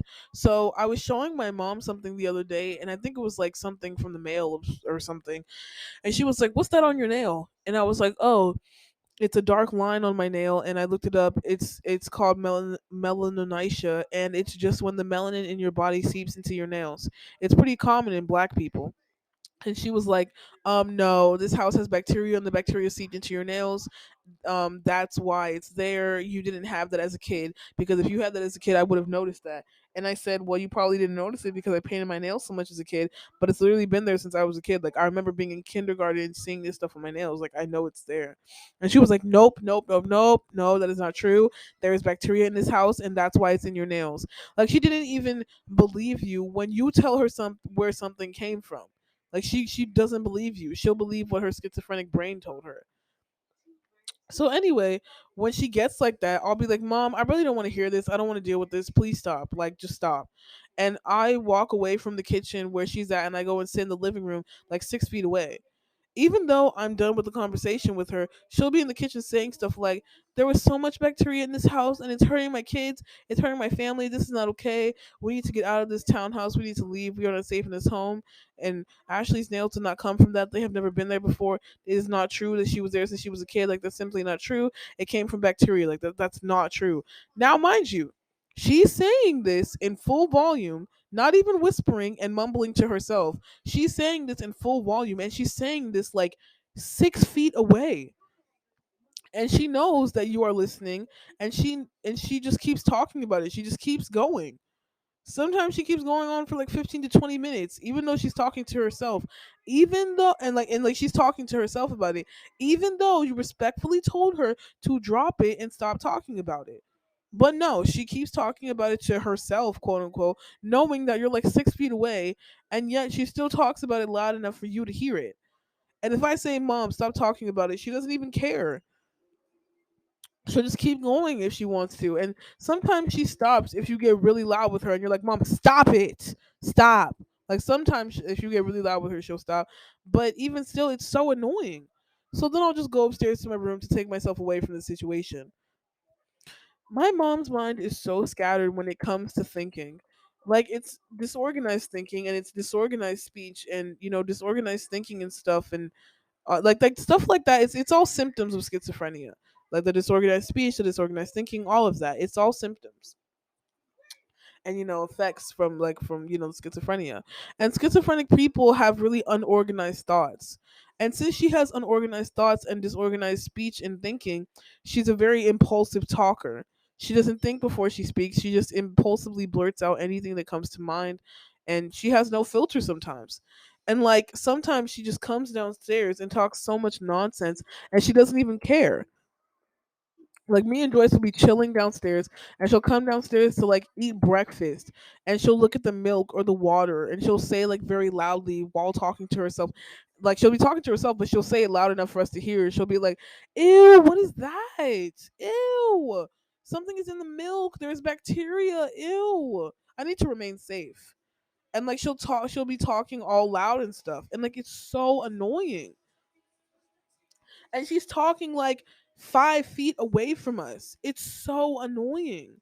She'll go on about how she claims that certain things are bad or certain foods are unsafe and have been contaminated and make her sick and stuff like that. And the worst thing is, my sister Joyce works from home, and she works in the dining room, which is like 7 feet away from the kitchen. So my sister will tell my mom, "Hey, mom, I'm in a meeting. Please don't make noise." And my mom will listen, and but then like 5 minutes later, she'll blurt out an unorganized thought. And then luckily, my sister will be on mute during like 70% of the time during the time that she's in meetings. But there's always that 25% where my sister wasn't muted, and my mom will blurt out, "Ew," or my mom will blurt out, "Ashley, come see this," when my sister is literally in a meeting. And my sister will have to quickly mute and be like, "Mom, I'm in a meeting." And my mom will be like, "Oh, sorry." Like, my mom's memory sucks because her thoughts are so disorganized and scattered.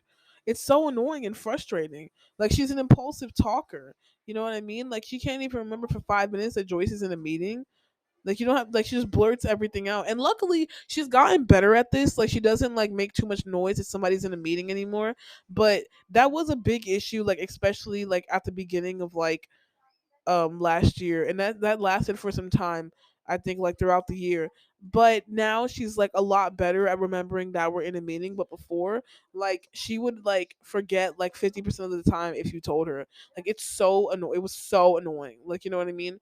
um she would just blur everything out, and like it's annoying. Like she was an impulsive talker, and it was just annoying.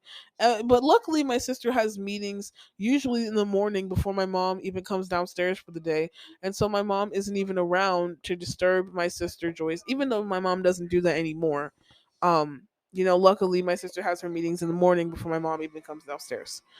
And speaking of disorganized speech, she also has disorganized thinking. She has trouble making decisions sometimes too. And like she'll ask for your help on making like basic decisions. She especially has trouble deciding where to park sometimes. Like in a parking lot, if I'm driving with her, she'll be like, "Ashley, where should I park?" And I'll just sit, or like I'll just sit and I'll just be like, I'll just be there in the passenger seat, like, "Mom, it doesn't matter, just park wherever." And she'll be like, "Can you decide, please?" And sometimes I'll decide just to get her to stop asking me. But other times I'm like, "Mom, stop asking me, just park wherever." And she'll just park somewhere. And sometimes she might say, "I'll just park here." And I wanted to park there, but Ashley didn't want me to. And it's like, I didn't even say anything. What do you mean I didn't want you to? Like, what are you saying? I didn't say or do anything. This is the disorganized like stuff that I'm talking about. And also, in addition to disorganized thinking, she correlates two things that don't even logically make sense. Like, in addition to the thing that I was talking about, like with the fist in your pocket thing, she will take it and give it a whole new meaning that doesn't even make sense. Like, she'll take something and interpret it into like being something that sounds ridiculous and delusional, like something that has no correlation. You know what I mean? Like, it's so weird.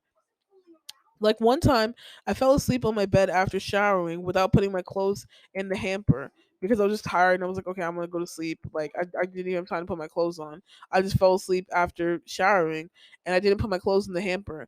And when she came home from her night shift that day and she saw my clothes on the floor and like my underwear on the floor and stuff, and like I'm in the bed like just kind of sleeping, taking a nap without, and and I don't have my clothes on. She said that she thinks that someone came into the house and raped me, and that's why my underwear is on the floor. Like what? What? Like literally what? And also like one time I went out and about with my sister late night to downtown DC. And the next morning I used the bathroom when I was about to shower, and I left the bathroom door slightly cracked, but I didn't notice that I did, but I left the bathroom door slightly cracked. And she walked past the hallway and she like could like kind of see me through the slightly cracked bathroom, and she saw that I was on the toilet naked. Mind you, I was about to shower, but yeah, so I was about to shower, so that's why I was using the toilet naked. And then she shouted from the hallway, "Why are you naked? What were you doing last night such that you're naked now? Why does Joyce take you outside and do weird and bad things and things that are inappropriate? Now you're home naked from last night when you were out and about with your sister in DC. I know for a fact that something happened." Like, girl, what? I was about to shower. That's why I was on the toilet naked. Like, why do you have, like, honestly, like literally what? That's what I'm talking about when I talk about like disorganized thinking and like correlating things that don't even make sense. Like I was out and about partying with my sister in DC, and that was last night. Now this morning I'm just casually using the bathroom, using the toilet naked because, well, I'm about to shower. That's why I'm naked. Like it has nothing to do with last night, and it just like the correlations make no sense. Everything is so disorganized. Like it's crazy. um she will also have trouble making decisions in terms of like what to wear sometimes. Like she'll say like, "Oh, Ashley, can you help me with my outfit? Which one do you like more, this or this?" Or she'll say like, "Which earrings do you like more, this one or that one?" And if I say, "Oh, mom, it doesn't matter, you can pick them," she'll say, "No, I'm not going to. You need to pick them." And she'll be dead serious. Like she's really bad at making decisions. And also sometimes if it's like your event, like if it's like a birthday party or like a graduation, like for example, if it was like my birthday party or like my graduation, she'll want me to pick out her outfit. She'll be like, "Okay, Ashley, tomorrow is your birthday, tomorrow's your big day. I want you to be happy and enjoy yourself, so pick out what you think would be good for me to wear." what should I wear? It's your day, so just tell me what to wear. And she'll be dead serious.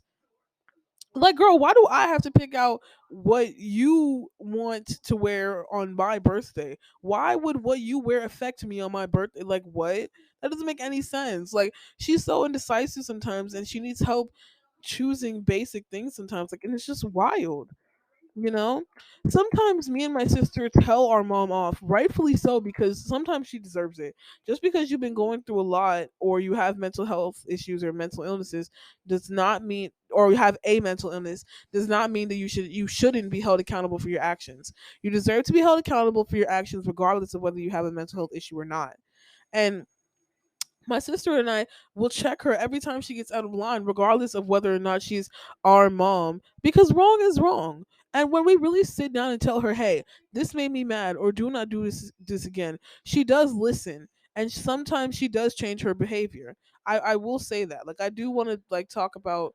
I'll be very honest, and I'll also talk about the other good parts of my mom later. But when we tell her, "Do not do this again," sometimes she does listen, and sometimes she does change her behavior. But sometimes when she gets called out, she does not change her behavior, and she tries to deflect from the situation to lessen the severity of the backlash she gets from doing something rude or hurtful or just all around wrong. One of the things she does when she deflects is she tries to downplay the reaction because she wasn't even is like she tries to downplay, sorry, not the reaction, she tries to downplay the severity of her actions or her words.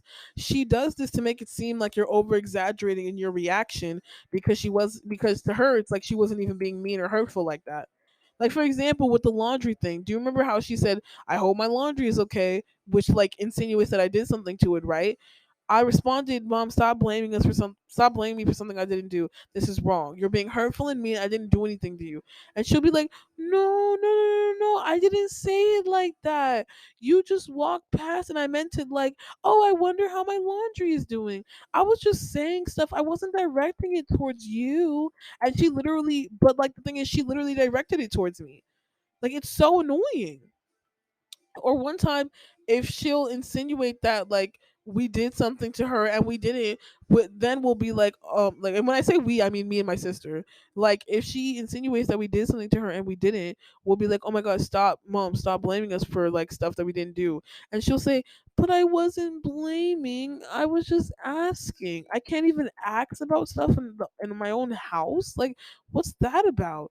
But it is blaming, because for you to even ask us if we did something to hurt you means that you believe that we are capable of hurting you, or plotting against you, or contaminating your food, or whatever other stuff, or your clothes or laundry, whatever other stuff. Like, for you to even ask is insinuating that.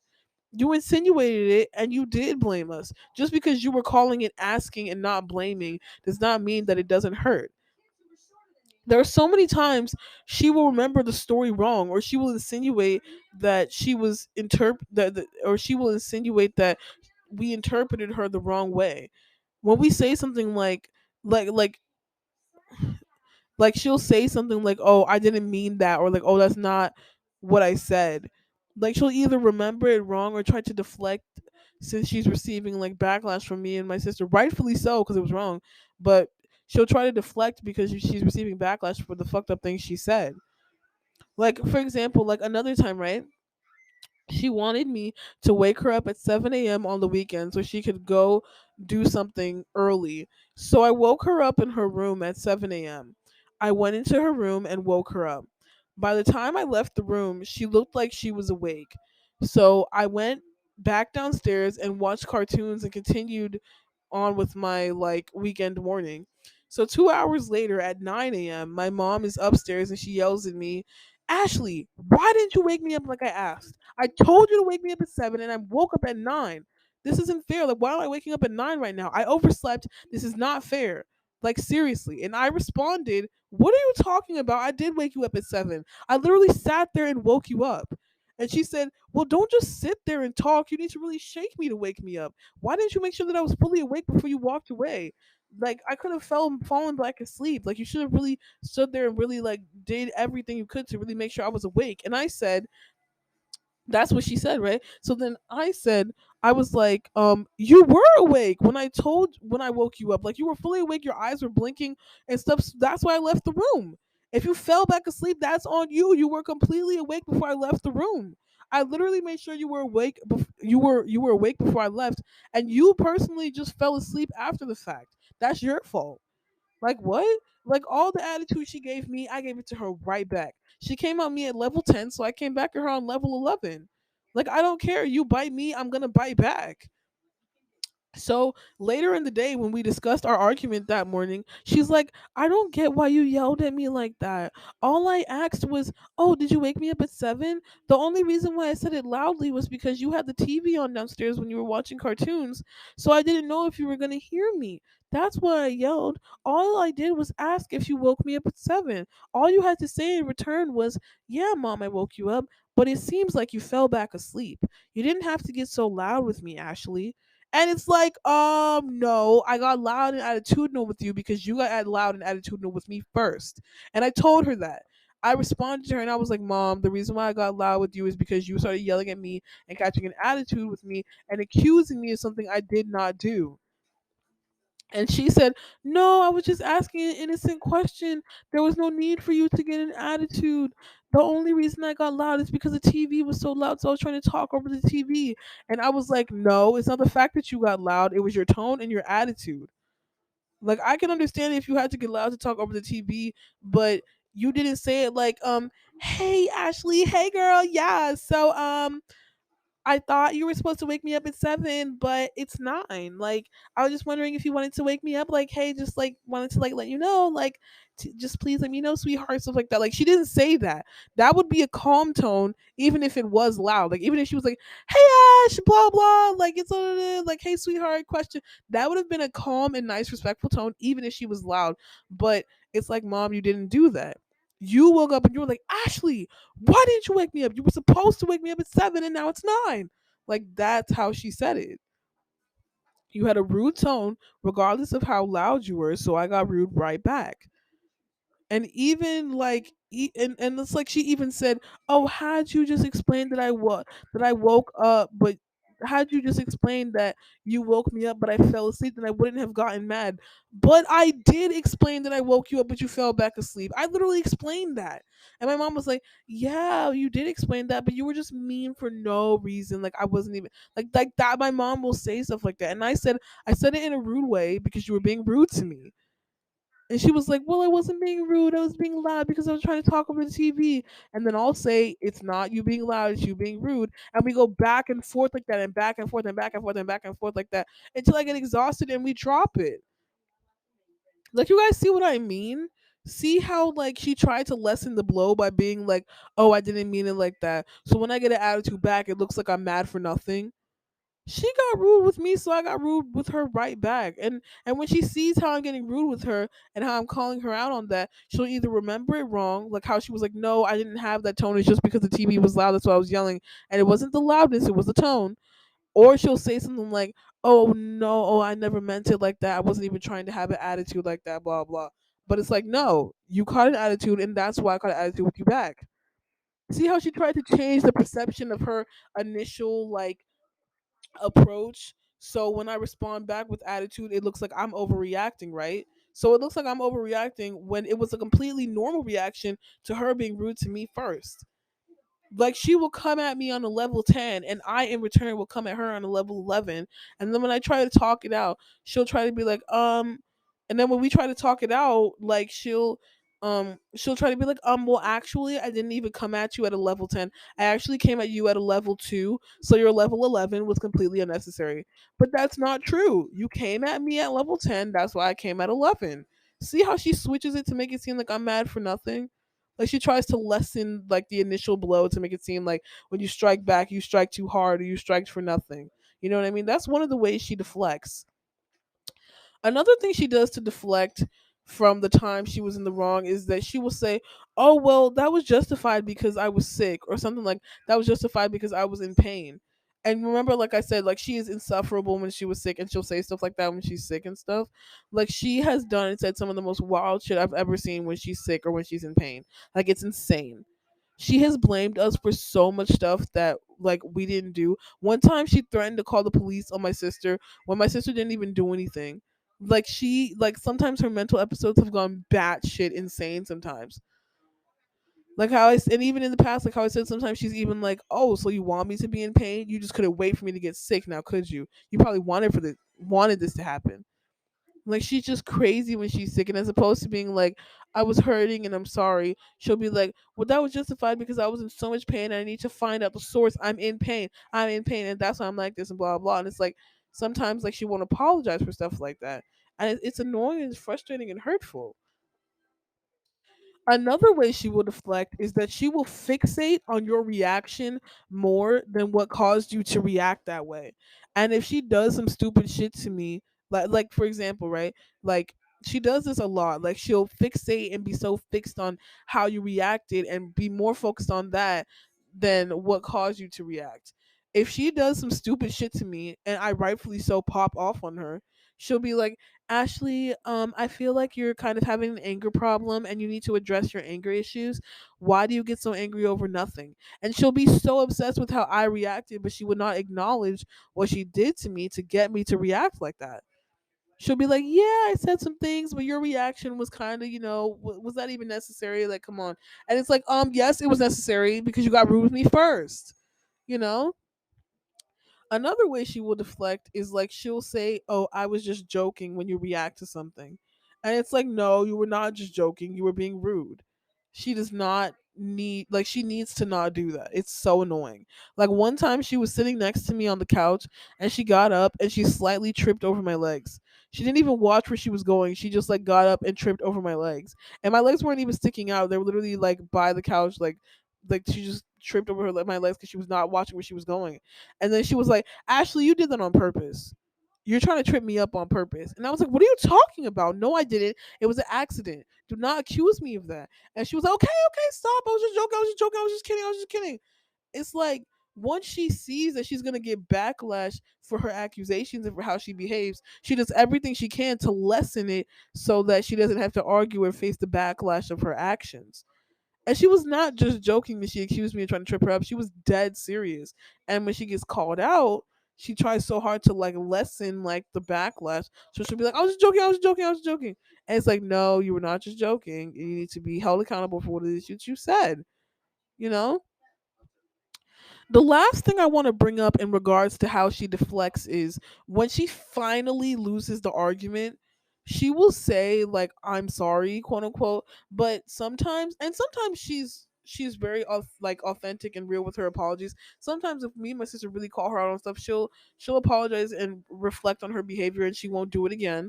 But there are other times where she'll say, "I'm sorry," but it's not because she's actually sorry. She'll just say sorry to shut you up. Like she doesn't apologize because she's like genuinely apologetic. She apologizes in order to like just squash the situation because she's tired of being in the situation. Like when you really explain front to back how like you made her feel, if she's tired of arguing or she doesn't feel like being in the conversation anymore, she'll be like, "Okay, I'm sorry, gosh." Like something like she'll say it like that. Like she just says sorry to just like shut you up or to just end the situation because she doesn't feel like talking about it anymore, or she doesn't feel like being responsible for her actions anymore, or she doesn't feel like dealing with the backlash of her words anymore. And she talks over you a lot sometimes if you're arguing. Like, remember how I told you she has disorganized speech and disorganized thinking? Like it's so hard for her to think straight. Like if you tell her, "Hey, I don't like when you do this," I'm like, "Mom, that's not okay." She'll be like, "Okay, okay, okay, okay, okay, I'm sorry, okay, I'm sorry." And like the tone is like she's saying, "Okay, shut up, please, let's squash this now. I don't feel like hearing this anymore." I'm like, "Okay, be quiet." Like that's the tone. Like that's what it comes off as. Like she hates when you're complaining to her about how she made you feel. And it's so annoying and dismissive of my feelings. Sometimes she is receptive to constructive criticism, and like I talked about, like sometimes she's very receptive to it and she does own up and acknowledge her faults, and she owns up to it, and I really respect and appreciative of that. But other times she just is sorry to shut you up because she doesn't feel like being called out on stuff and stuff like that. She doesn't feel like having to deal with the consequences of her actions. Like she doesn't feel like being called out on stuff sometimes. Like, sometimes she even thinks being called out on stuff is like she views it as a personal attack. Sometimes it takes me or my sister or both of us yelling at our mom and getting really angry with our mom in order for her to take us seriously. Also, it takes us saying something that like may really strike her or hurt her feeling or trigger her in order for her to get serious and take us seriously. Like for example, every time I threaten to move out, which I am going to do eventually next year, but anyways, every time I threaten to move out, she gets serious and she stops fucking around in the argument, and that smile leaves her face really quickly. She starts shit with me, but then when I end shit with her and get really argumentative with her back, she's like, "You need to work on your anger, Ashley." And I'm like, no, I'm fine. You need to work on your approach. Because if you didn't approach me in a certain way, then I would not have responded in a certain way. And this is also another example of the deflection tactics that I was talking about earlier, and how if she comes at me on level 10, then I will come on level 11, and she will retract and be like, actually I came to you on level 2, so your level 11 wasn't even necessary. It's like that, like she'll say stuff like that, and it's like it's deflecting, like that's not true. You didn't come at 2, you came at 10. And sometimes in the past, she like she makes me feel like she's in the past she's made me feel like something's wrong with me, or I'm mad for nothing. But nothing is wrong with me, and I'm mad for valid reasons. I like seldom get mad like that, so if I get mad or upset, it's like a lot of the times it's your fault. Like I barely ever get mad, so if I get mad, I'm mad for a valid reason. Like I'm a pretty chill person, so if you piss me off, like it's pretty valid. Like my feeling, like it's a valid reason. And like sometimes I feel like it takes me getting angry for my mom to learn to stop doing something. It's like sometimes my mom will do it again, and if you don't get rowdy with her, um will do like sometimes I feel like my mom will do it again if you don't get rowdy with her. But when you do get rowdy with her, she doesn't do it again. So that's why I get rowdy. Like she'll huff and puff and stuff like that. And like that's why like she'll huff and puff, but it's like she won't do it again. Like she like that's why like I have to sometimes get an attitude, and I have to sometimes come at her at level 11 sometimes just for her to take me seriously. Like she'll huff and she'll puff and talk about how loud and attitudinal and angry I am, but she won't do that shit again. So sometimes I have to get attitudinal with her for her to not repeat the same behaviors with me, because she doesn't try that shit again when I I clap back. So like I was saying before, I have recordings of when she was having like schizophrenic moments and stuff, and I'll put the recordings here for you guys to listen to. Okay, so here are some of the recordings.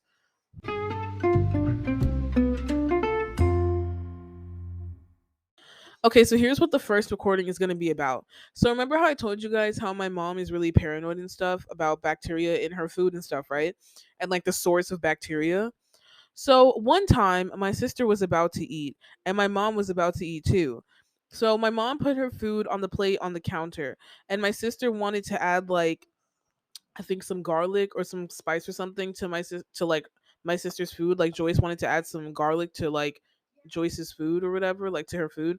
And yeah, so something like that. So Joyce reached for a spice in the cabinet above the counter where my mom set her food at. So my sister opened the cabinet, got the spice, and then closed the cabinet.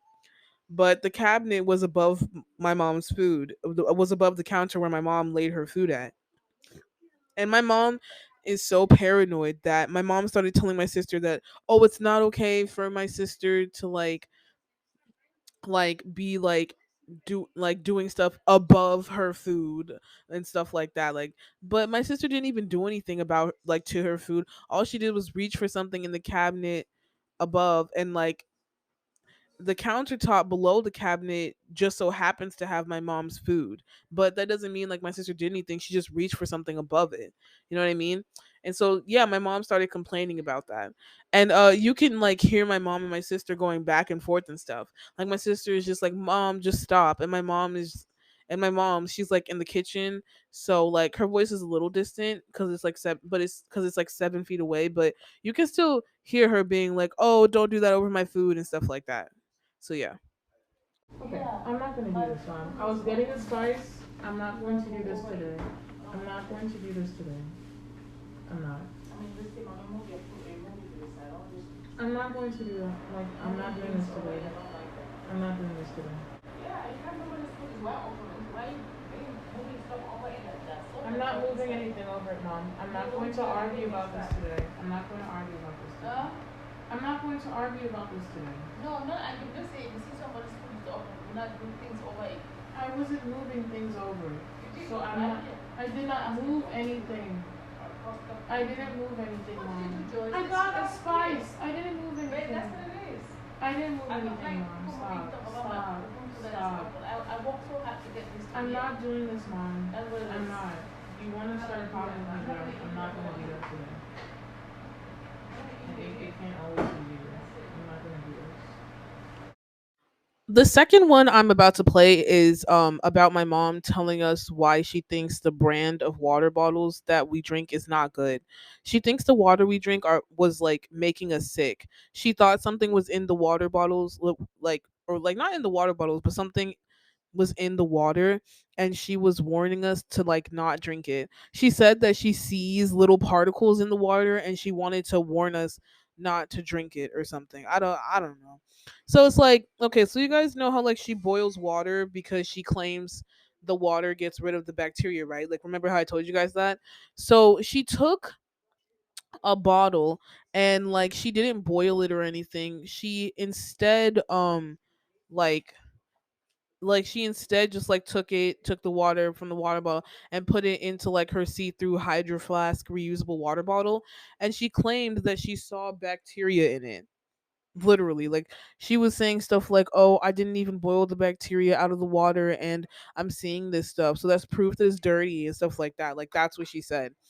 My sister was, like responding like my the way my sister was responding, she was like, Ashley and I, we're gonna continue to drink whatever water we want to drink, regardless.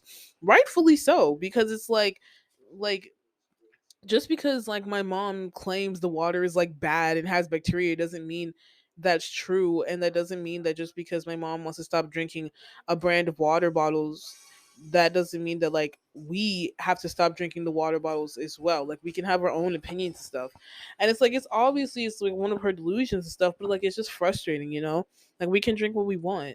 And oh, um she said at one point, like, just want to point this out, she said at one point, she said something like, oh, I see it with my own four eyes. When she said that, she was referring to the fact that she wears glasses, because my mom does wear glasses. But yeah, this is one of those things that I was telling you, like this is one of those examples where like she's having like a delusion, and like she's trying to like tell us like the delusions that like what the delusions that like she describes, and she fully believes these delusions. So yeah. It's not good. We should not be drinking it anymore. Because I hold it like this. You can see. I want you guys to experiment it too. Put it in a very clear, nice. See the bottle that I put my water that I go to work all the time. I put it inside this house. Lord, in the water, that water that we drink. So much inside, and it's really like thick, and with the small, little, whatever. I can't describe it. And those kind of type of things, it will be so difficult for the kidneys, to function with that kind of thing like that in your kidney. It can literally shut your kidney down. That means your kidney will not be able to filter any of those things at all. And you will, somebody will, the person who drinks the water can, get acute kidney injury. They could get liver failure. They can get so many things. It can even affect your heart. They can dislodge in your arteries and block your arteries. So these are something that yesterday I was going to work. I said, oh my God. I came to a stoplight. I just said, let me look at it.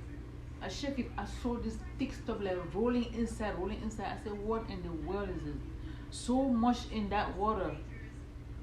I say it's not good for our health. If we continue to drink this one, we're gonna get sick at one point. Somebody's gonna get sick. Our liver could still be young now. We're fighting hard. We are overworking our liver. Our liver, our kidneys, and everything, and all the system members, and all the organs in our system are being overworked, trying to filter these things, or trying to do whatever they have to do with it in order for their body to function well. So eventually they will get tired, or they will get shut down if they can't do it. So it is imperative, very, very, very important that we change whichever water we drink. I just went and bought this on this day when I came out last night. I came this morning. That's all that I went through. I did like 3 or 4 times, and I compared it. That one is really terrible. It's like you pour. I don't know what I can say it inside the water. And that's what we drink every day. And somebody like me, I cannot stand those things. It can't last with me for a long time because it will shut my kidney down. I can tell you guys that. So I'm not gonna be drinking that water anymore. And I advise that we should not be drinking it anymore. It's not good for you. It's not good for me. It has a lot of terrible. You guys are young. Your kidneys are still young. They're really functioning. They're overworking themselves. But after some time, drinking this for a long time is not going to be good for all of us. So it's good we stop it right now. So I thought I should mention that here. It's a very terrible health hazard. So let's not drink it anymore. Let's leave it alone. It's not good water. I saw it with my 2 naked eyes. So, for my actually 4 naked eyes, 4 eyes, open my glasses. Your glasses give you 2 eyes. Yeah. I have 2 eyes. The glasses make 4 eyes. So let's not do that, please. Well, I know how this thing works in your system. And we are lucky that there's somebody that can able to figure it out for us. Some people don't even know what the hell is going on. They just keep drinking. They get sick. They say, "Oh my God, why am I sick?" To me, when I came to this house, I questioned it because I was like, "Why do I have to drink water and be running to the Bible every minute?" Running to the Bible, and I said something is not right. So I keep looking at things, and I figure even some soda. When I drink some sodas, it's not good for me. That's why you see me. I'm very selective with whatever I drink. It will be sending me to the bathroom. Even now, I'm trying to cut down from drinking Coca-Cola. So that's what happens when I drink it too. That means I must have been drinking it for a long time. That without knowing, like you guys had done. At least now I'm able to tell you guys so you guys can switch or just pay a little bit of attention on what it is that you eat or drink, because it's not good in the long run. Okay, I'm not gonna stop drinking the water because this water is fine for me. You boil your water in the kettle and you've overboiled it for a long time to the point where the kettle has rusted inside and outside, and that's why you have all that stuff in your water. So if you don't want to drink the water, that's fine, but I'm gonna keep buying this water and I'm gonna keep drinking it. Okay, let me tell you, mention something. I even came to the name and bought it. The one that I look at, there's a bottle that's half right there. I took that bottle, put it in because my water bottle is very clear and transparent, smooth and clear. You can see everything. Take it if you want to do it, but I put my water in my thing. That bottle I'm taking to work. You can do it another day. I'm not even bought the one that I was trying to test. The one that I did, that's the reason. The one that I did this morning, I did not even put it in the kettle at all. But if you pour the water like this, you see the thing is like at the bottom of it. You know, there's the water level right here. It hides. If you look at it from the top, you can't see whatever is there. You have to look at it from the bottom. You see how it's like over the under the water level. A lot of it stays right there. You understand? If you want to drink it, just I'm gonna drink it. I know it's that. Fine. Like, I don't know why you're being so stubborn with this. I'm not being stubborn. I'm just. You said what you're gonna do. Okay, and hold I'm on. I saying know what that. I'm gonna do. It's just my I'm not being responsibility to stubborn. share with you any health hazard that you guys. You do public health, Joyce. Yeah. So Yeah, it's not my public. responsibility to share with you something that I know is a health hazard. It's not a health hazard. All right. So if that's what you think, you're mature enough to know the left and the right. If you wanna keep drinking it, at one point in the future, you're gonna think about this day. You're gonna picture us sitting here in this house talking to you. I You will. probably won't. Well, if you keep It's drinking, literally fine, Mom. We're different people. I Things know that. bother I'm you just don't saying that it bother might not me. happen to you guys now, but sometimes in the future, It's not going to. you know, Don't even you say don't that. see. I'm not wishing you anything, any bad thing, but You it's. keep saying it. No, I'm saying that it's a health thing that we have to stop doing it It's not a health hazard. before it gets bad. It's fine, Mom. Just No, I get your just own. think Just get your own water then. So we have to stop doing all this. Like I don't want to keep on No, the same thing. Ashley don't have to. over Ashley and don't over drink again. it. I didn't say anything about Ashley. Mm-hmm. You get your own water and just leave it at that. Like every I don't know other why you day. have to hang on something that's been Okay. on good for a long time. Mom, stop trying to do all that. I just said you're gonna do what you want to do, and I'm going to do what I want to I want you do. to speak from So the leave it as that. her point of view. I am. So I'm going to do what I want to do, and you're going to do what you want to do. So leave it at that. You don't have to convince me to do anything. The water's fine. I was not convinced. The water's fine to me, so I'm going to keep drinking it. I'm just saying, I'm not convinced. I'm just trying to You're share. not talking about in a couple years. You're gonna think back to this moment. I don't care about all that. You do what is good for That's what you. everybody does. You do what's good for you, and I'm gonna do what's good for me and leave it at that. Exactly. Okay, I don't want to talk about this ever again. The next one is when my mom was ranting about how she feels like her health was compromised and she feels sick and she feels like we did something to make her sick. So she was like going in on us. And my sister was not going to take that. So my sister clapped back, rightfully so, and was like, me and Ashley have nothing to do with what you're feeling. So, leave us out of it. And plus, my sister was working from home too. And my mom just kept on like ranting. Like, how rude is that? Like she's trying to work. Like, hello, she works from home. And you might be able to hear her like whisking her eggs and stuff. She was in the kitchen making eggs, so that's like the whisking sound in case you were wondering. But yeah, also this is another example where I say she continues on the conversation with herself at full volume even after you ask her to stop. Like, Joyce is working, like that's rude. But anyway, here's the clip. I don't like that. That is hurting my heart. That doesn't have to do with us. That is hurting my heart. It doesn't have anything to do with me or Ashley.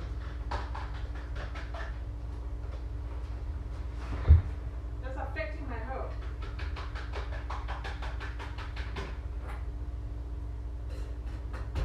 I just need to be in an environment where I'm safe.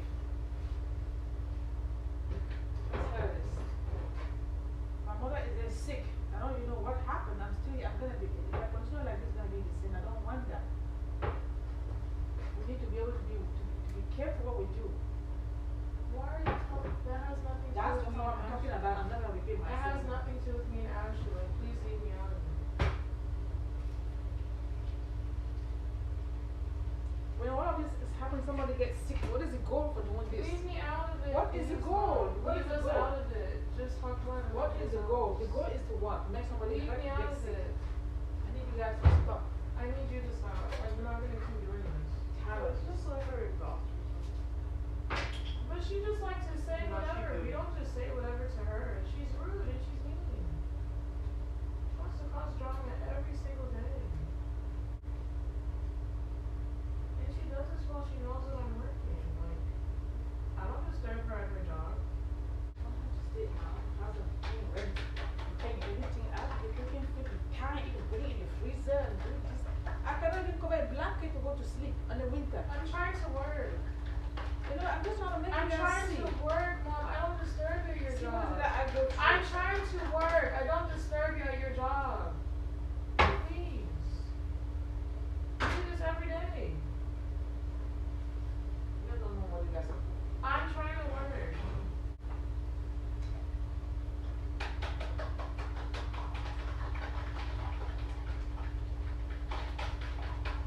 That's a problem for you, huh? Let me see. I'm always the last person. The people that we said yesterday, they already listen out.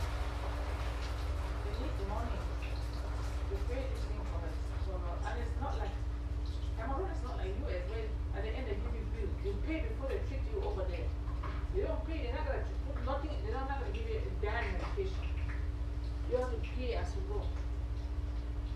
That's how it is.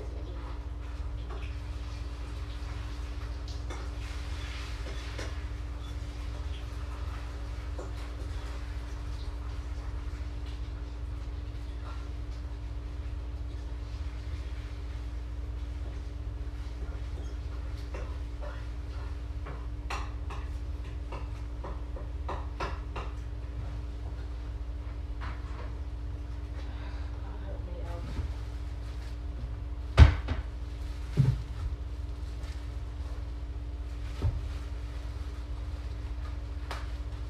I don't care if I go 2 days without eating. For me to eat something that I know is bad, I can go 3 days without eating. I can tell you guys that. I don't care. I'm gonna go to the store and buy food. If nobody get the milk, you hold on to yours, just finish and buy another one. Nobody up on that person's milk or food.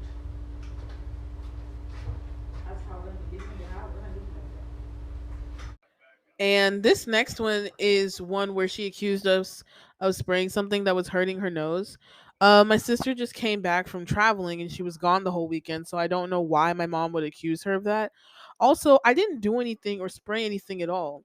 Like, we did nothing to her, and she just started spazzing on us. And she talked about how, like, she heard at work that a coworker was wearing a mask in her house because she was scared of bacteria or something, or just due to like the whole COVID stuff and stuff like that, or also just due to just being generically paranoid. But and like I get wearing a mask outside of the house, but that coworker of my mom, like my mom's coworker, she wore a mask inside the house because she was so paranoid. And my mom heard that and she thought it was a great idea, like wearing a mask inside the house.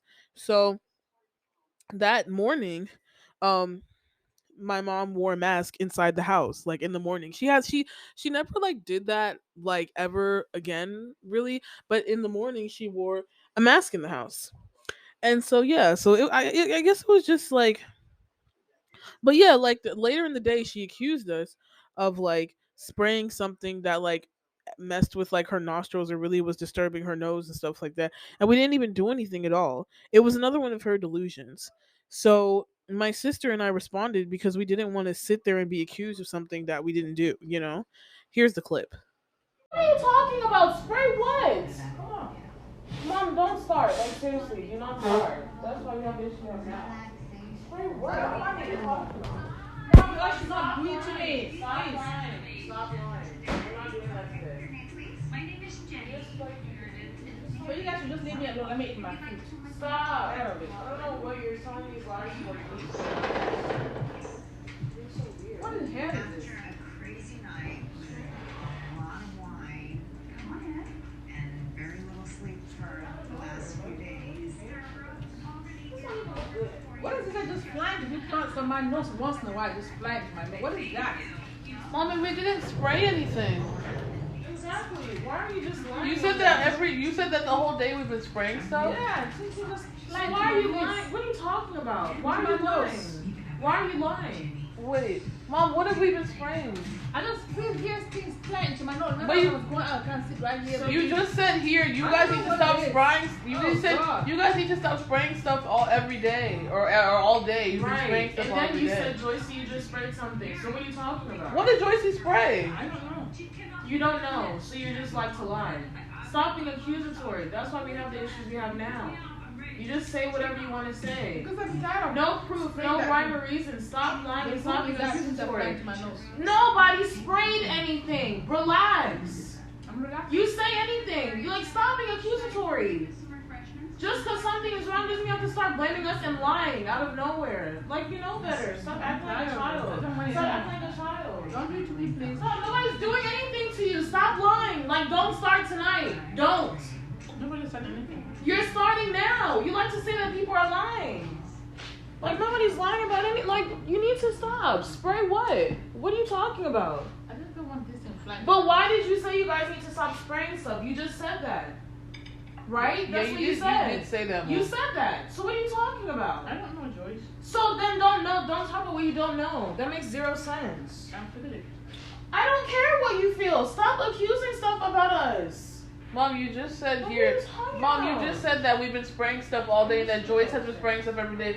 Joyce hasn't even been here all I day. said Joyce has been so. I said No, No, you just said you that. guys. I mean, you said You no. just You said you guys been spraying stuff all day, and now Joyce came and sprayed something. What does that Joyce- make any sense? Joycey hasn't even been here all You didn't day. hear me at all. No, I No, heard you just exactly said that. what you said. That's what you I'm just sure. said. Stop lying. I just spray something in the kitchen and I didn't. Nobody sprayed anything. You've been in the kitchen. It's your own fault. Mommy, you've been cooking all day. That's the only thing that the house smells You like know is your yourself. food. I don't like ate something. So Joyce what is does it gonna have come to do with home. anybody else? By the time you came home, by the time Joyce came home, you were in the kitchen. Nobody stepped foot in the I kitchen should not without have you. done. I've been spraying things all day. No, you said you guys You just sprayed said- something, and then you. You have been spraying all day. That's what I said. What has Ashley been spraying? I didn't spray anything. Stop your lies. Okay. No. Well, then No. Stop. Enough. Nobody. You don't sprayed get to say whatever and then it be without fault. You cannot say lies and act like it's fact. You It's remember not. already in Max's Mom, video? I don't care about any of that. Stop accusing us of stuff we didn't do. Alright. You Enough. don't need the house to be Enough. clean. Enough. If you want it to be clean, then you clean it. Look how you keep the ground. Look at how you keep the house. Look. I just told you Every day. Look at this water that's here. I know this is you. All this stuff on the ground. You worry about it being clean, then clean it. I just. If you're worried about it being I'm clean, then down, clean it. boys. Then clean it. Then clean I it. don't want it- Worry about I don't yourself. want Worry it in about my yourself. environment. Don't want it in my Worry about space. yourself. I don't care. That's part of the issue right there. All the trash you leave. That's your issue now. You're doing it to yourself. Look at what you leave on the ground. I'm just doing Does that make sense? Oh, okay. Anyway, I'm going upstairs. Like, no. Mommy, absolutely but you not. came. You She makes came. 0 sense. No, Mom, but you came down here. But no, when you came and you sat down, you said you guys have been spraying stuff every day. Joyce has been spraying stuff all I did not day. say that. I You said- did say literally that. You what just you said said. that. You That said you I guys said have Joyce been spraying I stuff said all in the day. kitchen, you have been spraying. You actually have been spraying all day. What has she been spraying? We're not here. Before I went to the store, didn't I put a mask and sit beside you? I said, one of my friends said that she, at home she sprayed, put a mask. I don't want to go through this anymore. I said that right here. What have you been spraying? I didn't spray anything. Exactly. So stop I have to lying. put a mask at home. What does that mean about Ashley? You don't make any sense. Okay, let's talk. You don't make any sense. No, you need I to stop didn't it. Stop spray. putting blame on other people. Ashley, don't even engage with her. She doesn't make any sense. Mommy, I didn't spray anything. This is exactly what I'm No, I'm talking getting about. She mad doesn't make any to- sense. to- No, yes, I'm getting mad because you like to lie. You like to lie. Exactly. So you sit there by yourself. Nobody's going to engage with a liar. Yeah, I'm just gonna go What are upstairs. you talking about? It's about that time to you alienate people and wonder why nobody want to be with you all the time. I just don't You want just that around me. refuse. Okay, and I don't want a liar around me, so I guess we're good. I just don't want something to spray anything around my face, please. Okay, so I don't want this like episode to like last like way too long. Like I said, it's like a really long story, so I'm gonna break it down into 2 parts. So this is pretty much the end of part 1. So to continue on listening into like the story, you guys can listen into Mommy Dearest part 2, which is up now.